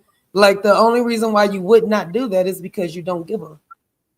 Yes, and that's really the only way I can put it. That's really what it sounds like, y'all. But as they're walking to the table, this conversation is still going on between Bronwyn and Lisa. And again, Bronwyn's really like using every breath in her body to try to get Lisa to see her point of view on this. And Lisa's just like, well, you're not up for a lot of things, and you're just basically it's making shit out of nothing, basically is what it comes down to for Lisa. And in this conversation, it's continuing and continuing, and as everyone's taking their places around the table, there is name placards too. And y'all, as they're starting to take their seats, we see that and if I don't have this picture, I'm going to screen. Oh, I do. Okay. That there is this beautiful, like little, like there's like a canvas tote shopping bag on Angie's chair. And Angie's like, oh my, and Whitney's like, you have something in your chair. And so she's like, oh my God, like, of course she's thinking it's like a gift or whatever, right, y'all? And we already know what's up, obviously, as viewers, but Angie was like, and she was smiling, and the actual bag was a Brooks Marks bag.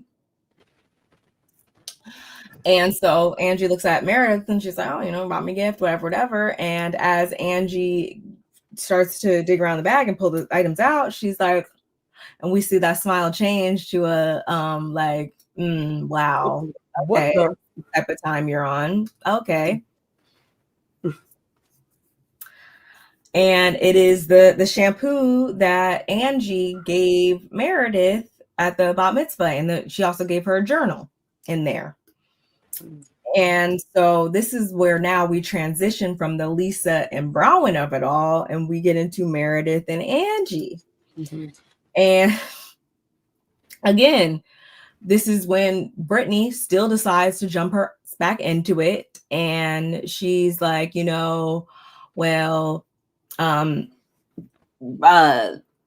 she's like, well, Lisa feels like, you're being ungrateful, and Bronwyn, that's what Bronwyn had. That's the last thing that Brittany said to Bronwyn before we really get into Meredith and Angie. And I'm just like, why are you trying to be the clarifier here when you can't even like clarify like your life, your own life?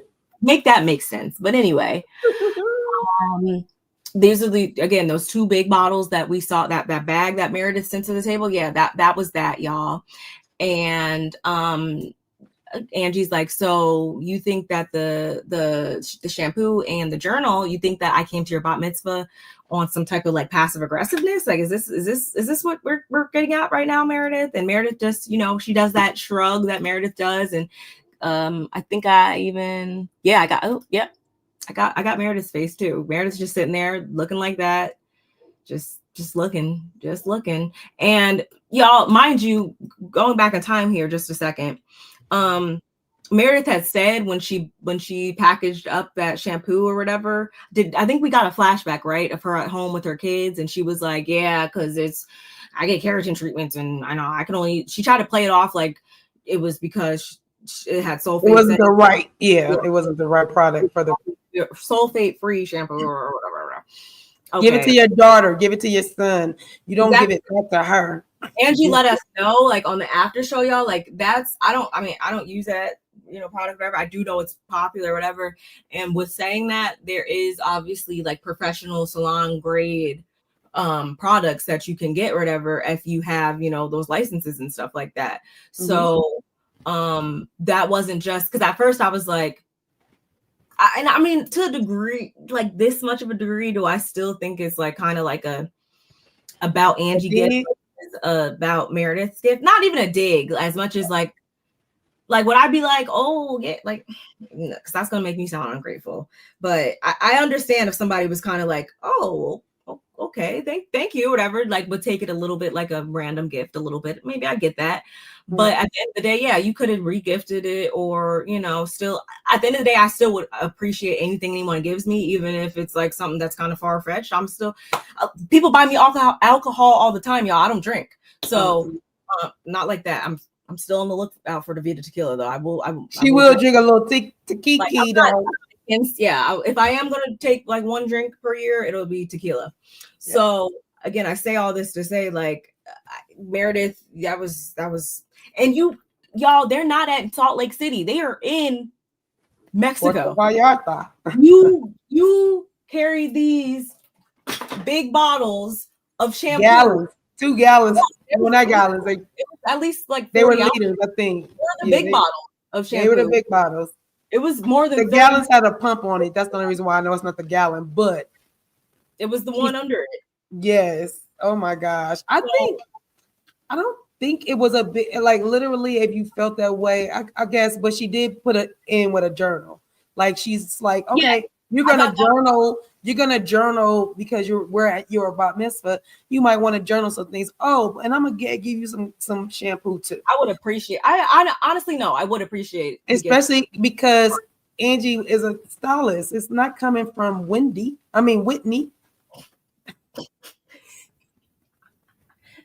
We know you would have, Kev. Yeah, no. We also are negating the fact that not only did she give it back, she took it out the bag that Angie gave it to her, put it in her own bag to have a merch moment, as Angie said in this moment. Like, girl, bye. Like, right. Why would you give it back to me? You already gonna give it back to me in my bag. Why you? Oh, Meredith, she is so funny. Like, she's so passive aggressive. It's unreal. What are we doing? I can't find that swill. It's that like. I'm just saying. I told you we can't find it. We've been looking for that nasty tequila. I mean, that tequila. How Lisa and Heather. Larger stuff. Y'all are so shady. I love it. Love Bronwyn and her not holding back with these ladies who are used to dragging dead horses around from not dealing with the problem from the start. Yes. That part is literally spot on what we're trying to say. Like, they're not used to this type of energy, or especially like someone like Heather. And that's why she was so just like letting her slip show when it came to Bronwyn for so long. Yeah, she was acting like Bronwyn had an Bronwyn needed an exorcism. Oh no, I can't do Bronwyn. Like Lisa's trying to do like a what's it called? Keep my enemy, keep the person close type of thing. I think that's what that side is doing. Keep my friends close, but my enemies closer. I think Angie wasn't beat either way, and I still don't think that. I think Angie and Bronwyn are in a better place now, because you always see them doing the press stuff. You always see Angie, Mary, and Bronwyn doing the press stuff, and sometimes. And you saw the picture before at the four of them.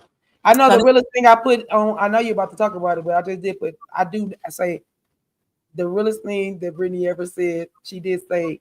In this moment coming up, the realest thing she ever said in life on this show, period. The truest thing, the realest thing, and that is what she told Angie. It was my reason. I was in it because I'm the reason why you got kicked out of the party. I said, yes, it's you. Yeah. It was definitely you, weirdo. Yeah, like again, ultimately it's thought that counts there. And it's like, even again, if it's something that's not really in your repertoire, then just give it to your kids, or give it Brookston, like Seth didn't want somebody in the family. We all got to wash our hair, right? So that's what I'm saying. Or just pay it for it, because Angie said in the after show, whatever, that it was like those are like running about $200. She said. So I didn't realize she said that much. I think I walked out when I heard the amount. I know shampoo is expensive. And good shampoo, especially like the ones that she's getting, those literally are like there are like not programs, but basically, yeah, they're like treatments for your hair. Yeah. They're treatments.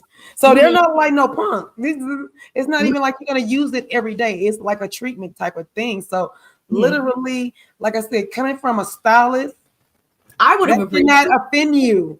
Like, I know all my friends and my family that if I get them anything that's like something to do with hair, they happy. And I don't care if it's a pack of synthetic hair. For me, yeah.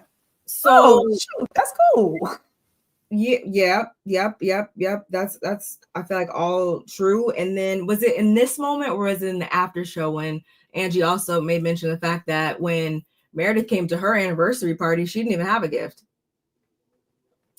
That's so embarrassing. I even if I'm just like going to somebody's house, like I'm gonna bring a box of donuts or something. Like I'm just gonna do something. Like even when I came to do you, I bought like the biggest bag of like hair ever. Like I'm still using that hair. Even when I met you for the first time. Yes. She got me some literally and some flowers. A gift card, like, tequila. And I didn't know, we were going to be, fast forward to 2 years. Has it been 2 years? Almost. Yeah, it's been 2 years. Yeah, I'm not fast forward now. I didn't know, whatever, but that's just how I was raised. Maybe it's just me. I don't know. Yeah. And it's it was just crazy in this moment. I use sulfate free shampoo and 60-ounce bottle ones. Yeah. So Meredith is just annoying sometimes to me, y'all. If you haven't, ungrateful. But let's bring this tie it up. Yeah, let's figure it all out. The rest of it. So again, Meredith is very much like she's kind of like playing like coy or whatever, and she's she brings everything back that she brought her, and then we get this what I said versus what you said war. Angie, she's standing 10 toes down on her part, and this is all very reminiscent, right, of another argument that we've seen. I don't know, maybe like two weeks back at this point, at another cast member cough Mary's house. And Angie says she was emotional, she was super hurt and heated, and she told her that she bought a house. No, she bought a gift. And Whitney says that Meredith, under her breath, that she would have gave it back too. So this is, again, y'all, just another example of Brittany, I feel like, fanning the flames here. And I hope she's held accountable at the reunion. I'll just leave it at that right now. Oh, Lord. This is when she diverts her attention over here, and she's this is when slut shaming gets introduced, and she's like, you slut shame me basically or whatever. And Angie's like, well, what, take the shampoo then. You take the shampoo because your hair is fucking fried. And this is where I'm going to pose the question to you guys in the comments. When Angie got up and she has the best, she puts the shampoo back in the bag and whatever, and she says she handed it to Brittany and everybody on that side of the table, everybody at the table actually, because everybody was like, okay, what's going on here? There was no handoffs. Let's be clear. There was no handoffs. Handoffs is hand to hand. That's a handoff. You didn't hand nothing off to her. You literally put it across the table and dropped it. Boop. Was this up here? No, because I watched it back obviously a couple times, and I wish I had a clip so we could watch it again here, y'all. Because honestly, if you go back and see, it did look like, and I'm not caping for Angie, y'all. So Kevin, don't come for me. Kevin about to come for you. No, it honestly looked like it's more of me saying like they doctored the scene or something, because it looked like she had it, she was holding it like this way, and then the next thing we know, it's like dumped off. Yeah. She said she didn't. If the bag was upside down when she went to give it. It didn't look upside down when she picked it up the first time. Might have been sideways. It might have not been upside down. It might have been to the side. And when she did like that, it laid itself. Okay. Shampoo fell forward. Either way, Angie was wrong for doing that. She shouldn't have did that. Because exactly what happened, it could have spilled out. It could have knocked over into somebody's plate. Anything that could happen. Those shampoos are not 16 ounces. Those are heavy bottles. So that wasn't the right thing to do, Angie. And no matter how you slice and dice and put the sugar on it, you dropped it on that girl. Whether you did it purposely or not, you still did it. It was uncalled for, just like it was uncalled for Meredith to put it in your chair. It shouldn't have been there. Y'all live in a villa. What are you bringing it here? Girl, Meredith, look for a moment somewhere else, okay? Stop doing dumb things. Nobody wants to carry no damn shampoo from the damn food spot to the villa. Leave it at the villa, weirdo. That was so weird to me. I had deja vu watching Meredith and Angie fight. It was who said that? That's exactly. I didn't even try to write this and this. Orange Blossom said she's wrong for that. Randy says I don't care if Angie threw it or not. Just learn how to shit. Okay. She got two things. First time saying it today. Two things can be true at the same time, y'all. Yeah, Angie shouldn't have thrown it like that, Angie, especially because she has a history. Angie does like to. Was it Bronwyn that made this mention? She likes to do this. She loves it. Yes, she loves to have a chair, a table chair. I'm not in my room, y'all, so I can do that. I'm in my dining room. Sorry. And she's like, I forget who it was who said it. I think it was Bronwyn, and she was like, Angie likes to have like a she just does. like with a scroll and stuff like that. So yes, performative, very performative theatrics. I will be honest and say that I will too. And then I will say this too. Why is it out the country with you? But Angie had me cracking up when she said Brittany was a drama queen and Angie didn't realize the bag was upside down. Again, so just to wrap this up, y'all, because we got like 2 other things we need to talk about. Then we get into the whole, did Angie genuinely slut shame Brittany or not? I think a lot of us probably say no. Who is at my door? Go away. So, and it was actually Meredith that clarified this, because Brittany tried to say like, oh, she said I was like, well, like 15 guys or whatever, and I'm like, no. Meredith was Don't like, the number keep jumping up with her? She keeps. She first said 10.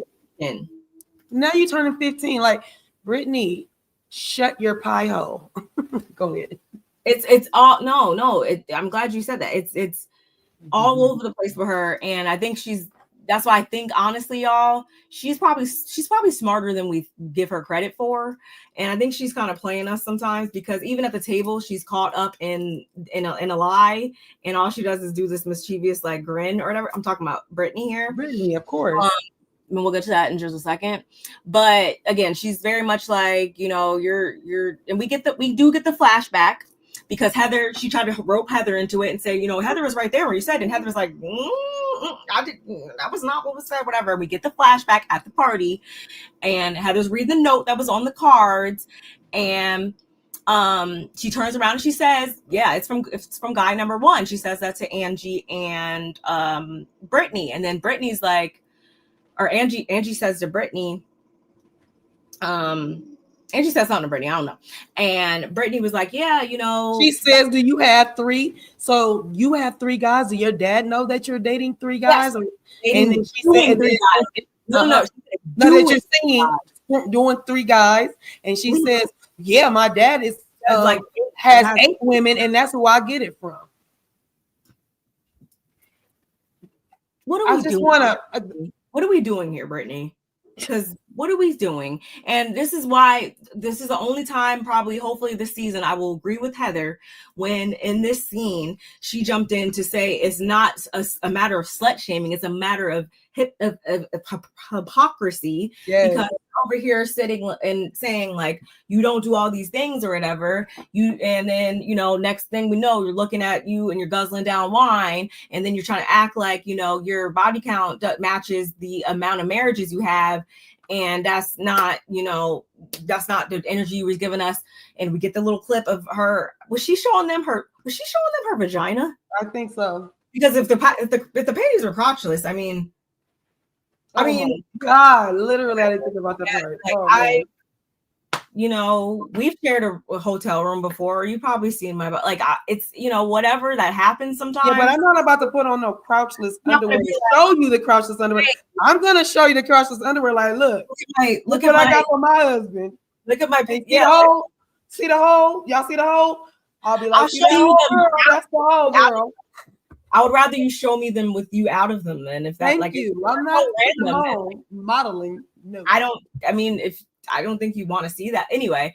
And yes, we get those clips of them. We don't see them obviously, but we hear her showing them and stuff. And she does openly admit that, yeah, Jared bought them for her, and he's seen them at least once.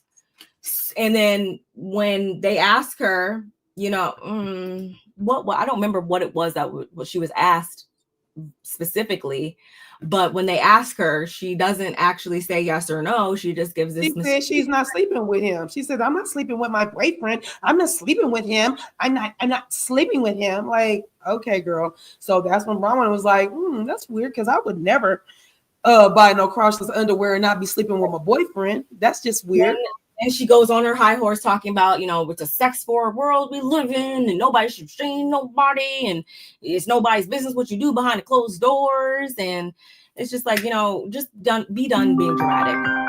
And she is done being dramatic enough in the moment for Meredith to then jump in and say that she was actually the one who was triggered when Brittany came up to her and said that Angie was slut shaming her. So perhaps she doesn't have, the correct amount of stories, but she doesn't really know. And but what she does know is she was hoping for a different outcome.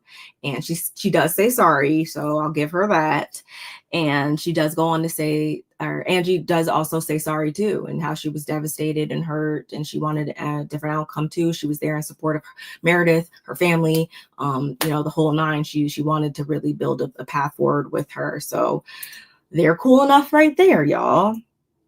And that's kind of basically, where we end things. I was so glad that we didn't get too much from Heather, except for when she jumped in. You saw, am I the only person that feels like Heather thinks she's smarter than everybody else? And that's why when she jumped in, break down the hypocrisy versus stuff, it was her very much jumping in to say, it was like she has like this, she thinks she's like, I'm not gonna say God but she thinks she's definitely like here with them. Because she's like not beefing with nobody. And she's like, I'm looking at everybody else's problem. They're the one with the issue. I don't have any problems. Like, girl, yeah, you do.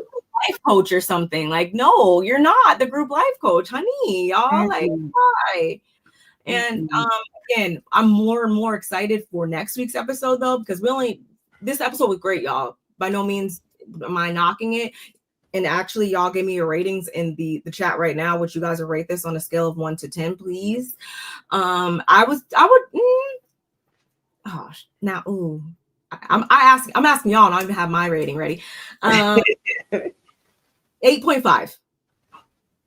8.5.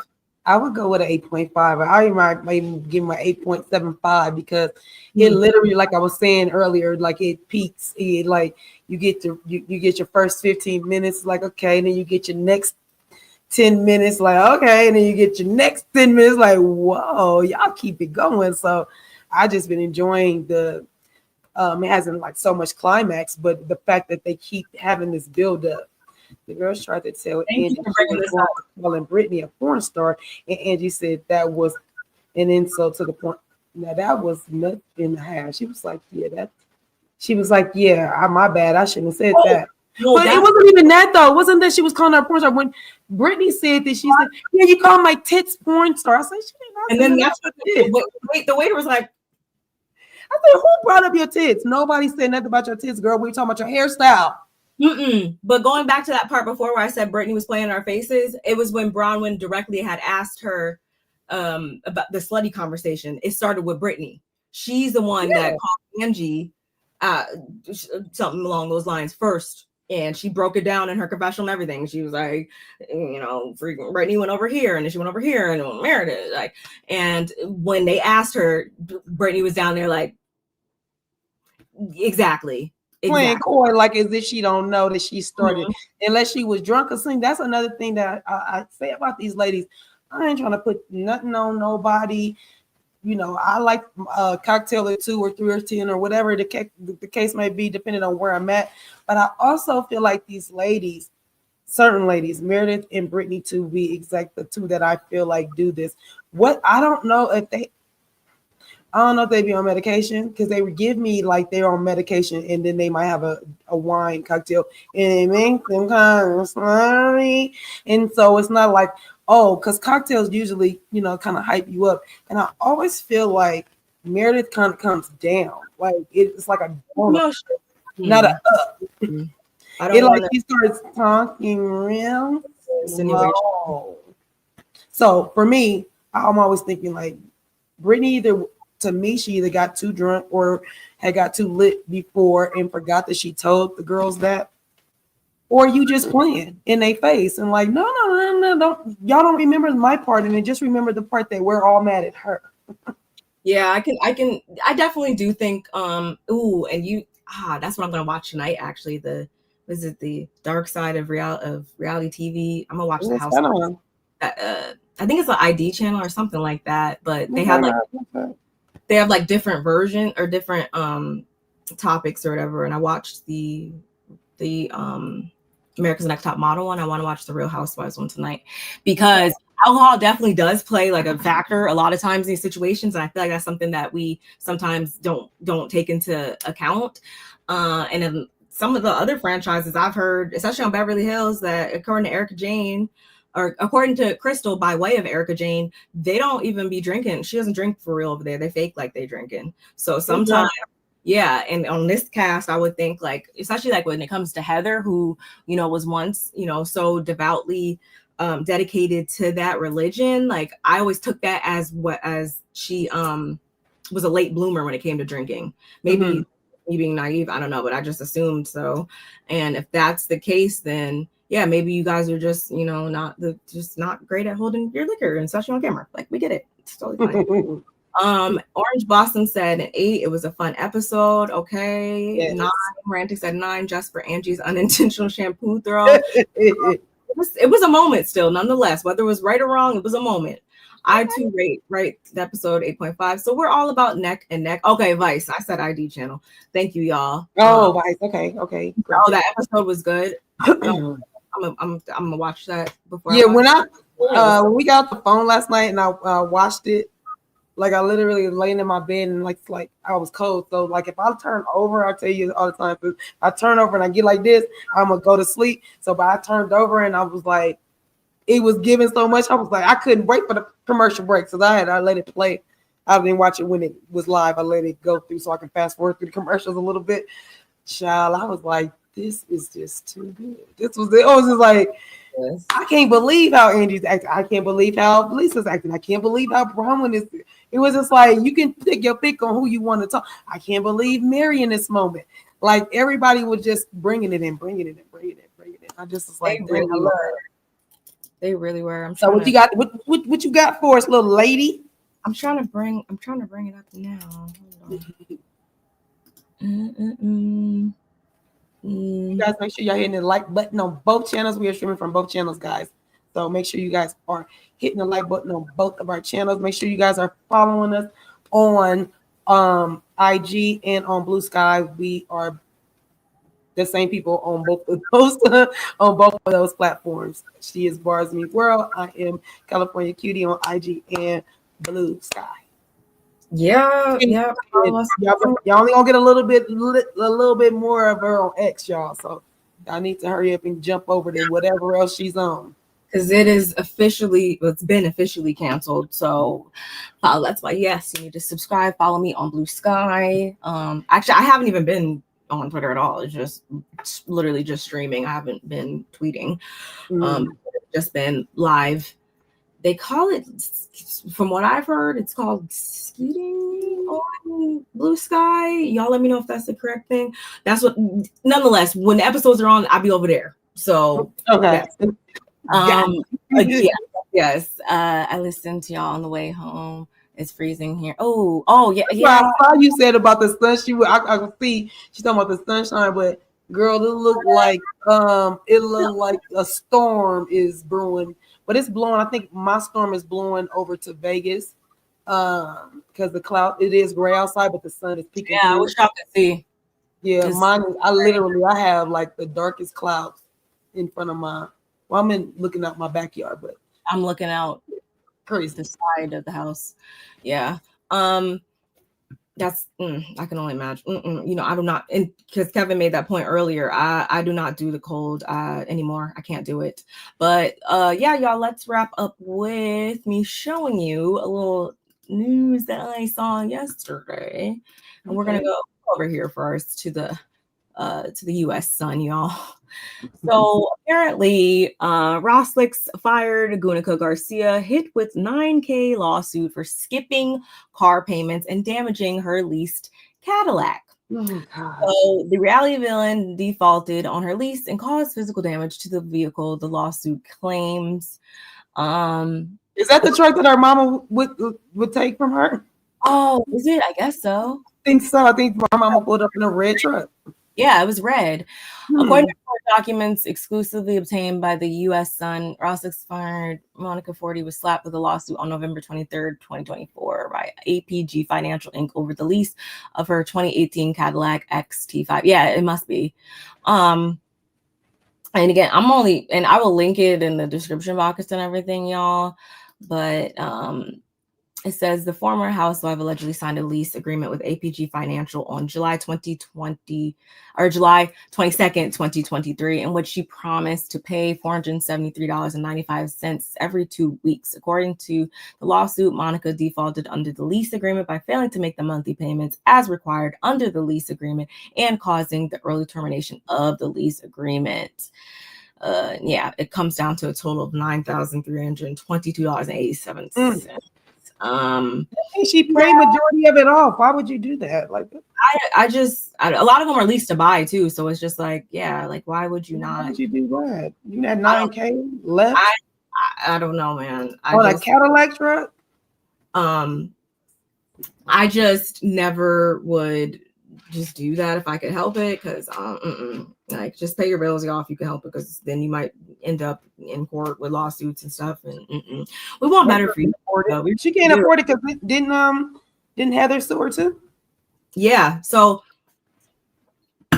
I'm literally not shaming anybody. Like, if I mean, I get it. Sometimes, yes, you literally can't do it because you don't got it. I get that, but it's just for her to, every time we turn around, it seems like something bad is like happening to her, but like she still is like very much on her high horse of Gunica-ness when it comes to anything that has to do with the show and these ladies and stuff, and still, I feel like offering up her opinions and comments on certain things at times. And it's just like, you just clearly have a lot going on in your life right now, and you should probably just reserve all of your focus for that. That's really why I wanted to talk about that. I think that she's been through so much that a lot of things just really don't faze her as much as we would think they should, and slap her in the face, knock some sense into her. She like, I don't give a shit. And when people that don't give a shit, that usually when shit happens to them and they just don't give a shit. Like, when it happens, that's how it goes. And she's going to continuously be in this cycle until she says, you know what? I do care. I do give a shit. I literally, you got to flip it around, because when you don't care, that's what's going to happen. The stuff that you don't care about is going to start being taken away from you. So remember, you say you don't care about it. So it's going to pluck itself away from you because you threw that into the atmosphere. So start caring. Yep. I couldn't agree more, y'all. Shout out to Orange Blossom, Range Rover under a carport, Angie, Kate, and Monica. Monica still hasn't recovered from that read with this lawsuit. And it's just too bad. And what Princess said, she better downsize to a Toyota. They're cute. Honey, even the Hyundai is even bomb. Don't even get it twisted. I drive a Kia Sorento, so I completely get it. It's totally fine. I like the Kias though, because I wanted the K5. They really stepped their game up, because I would have the Kias is nice. I would have never looked the way of a Kia, and then then I got one, and now I'm like, oh, so love that car. Anyway, and last but not least, y'all, let me share my screen one more time. Okay. And shout out to you guys for rocking with us in here for this entire amount of time, because we're a little bit longer than we usually are. Shout out to Reality T, Yahoo shout out to Reality T by way of Yahoo for us. Jen Shah gets another prison sentence reduction and new release date. So Jen Shah has been behind bars since January 2023. The Real Housewives of Salt Lake City star was set to spend 6.5 years there after pleading guilty for her role in a telemarketing fraud scheme that largely and despicably targeted the elderly. However, Jen just got another break. She's seemingly been a model prisoner during her stay at Bryan Federal Prison Camp in Texas, and her sentence was further reduced. This is at least the third time her release date has been pushed up from its original 2029 date. Amazing news for her. For her victims, probably not so much. Wait, her sentence was for 2029? Originally 6 years. Yeah. And so where is it at now? It is now at what did I just say? Oh, it's now been pushed up to December 19th, 2027.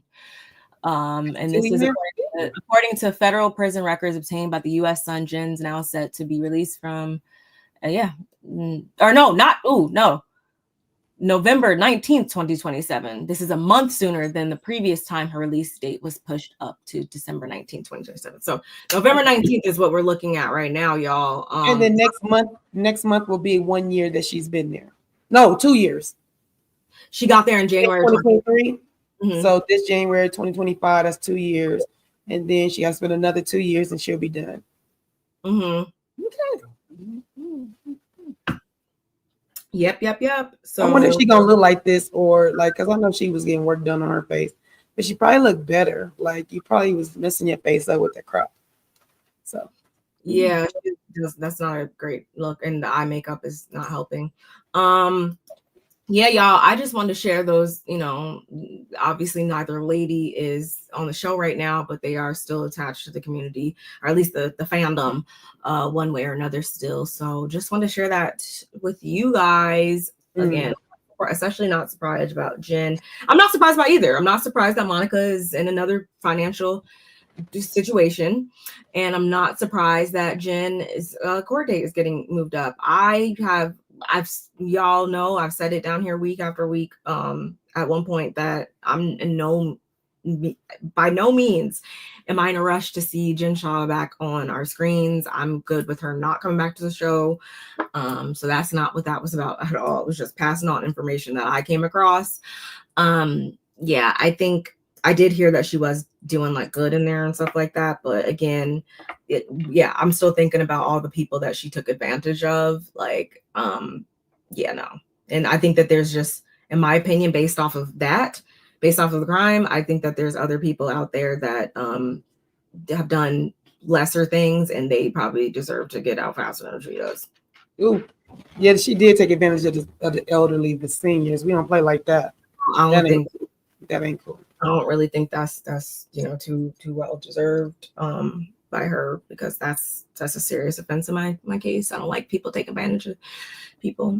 I don't. But anyway, y'all, that's all I got. Shout outs to collectively, I see 61 people all across these 3 platforms that we are streaming to. I love to see it, y'all. I would love it even more if those likes match. Please do not forget to like the video on both of our channels. We are streaming for both of our channels. I enjoyed discussing this episode like I always do. I would love to continue this conversation in the comment section below. And don't forget to subscribe. Don't forget to share us with your peoples. And shout outs to every single one of you guys that held it down in the live chat. Y'all never fail to show up for us week after week after week, and we are so appreciative of that. And yes, see you next week. And Barb, Jen looked better before. Barb, remember that? Remember the before picture I sent you? Oh yeah. I know that. You can see that picture. We already knew that. And I mean, I'm not saying that she's completely like a butt ugly woman now or anything like that. But all I'm saying is, if it's not broke, don't fix it, y'all. Yeah. And I'm gonna leave it at that. Absolutely. Yeah. We see y'all next week. Bye.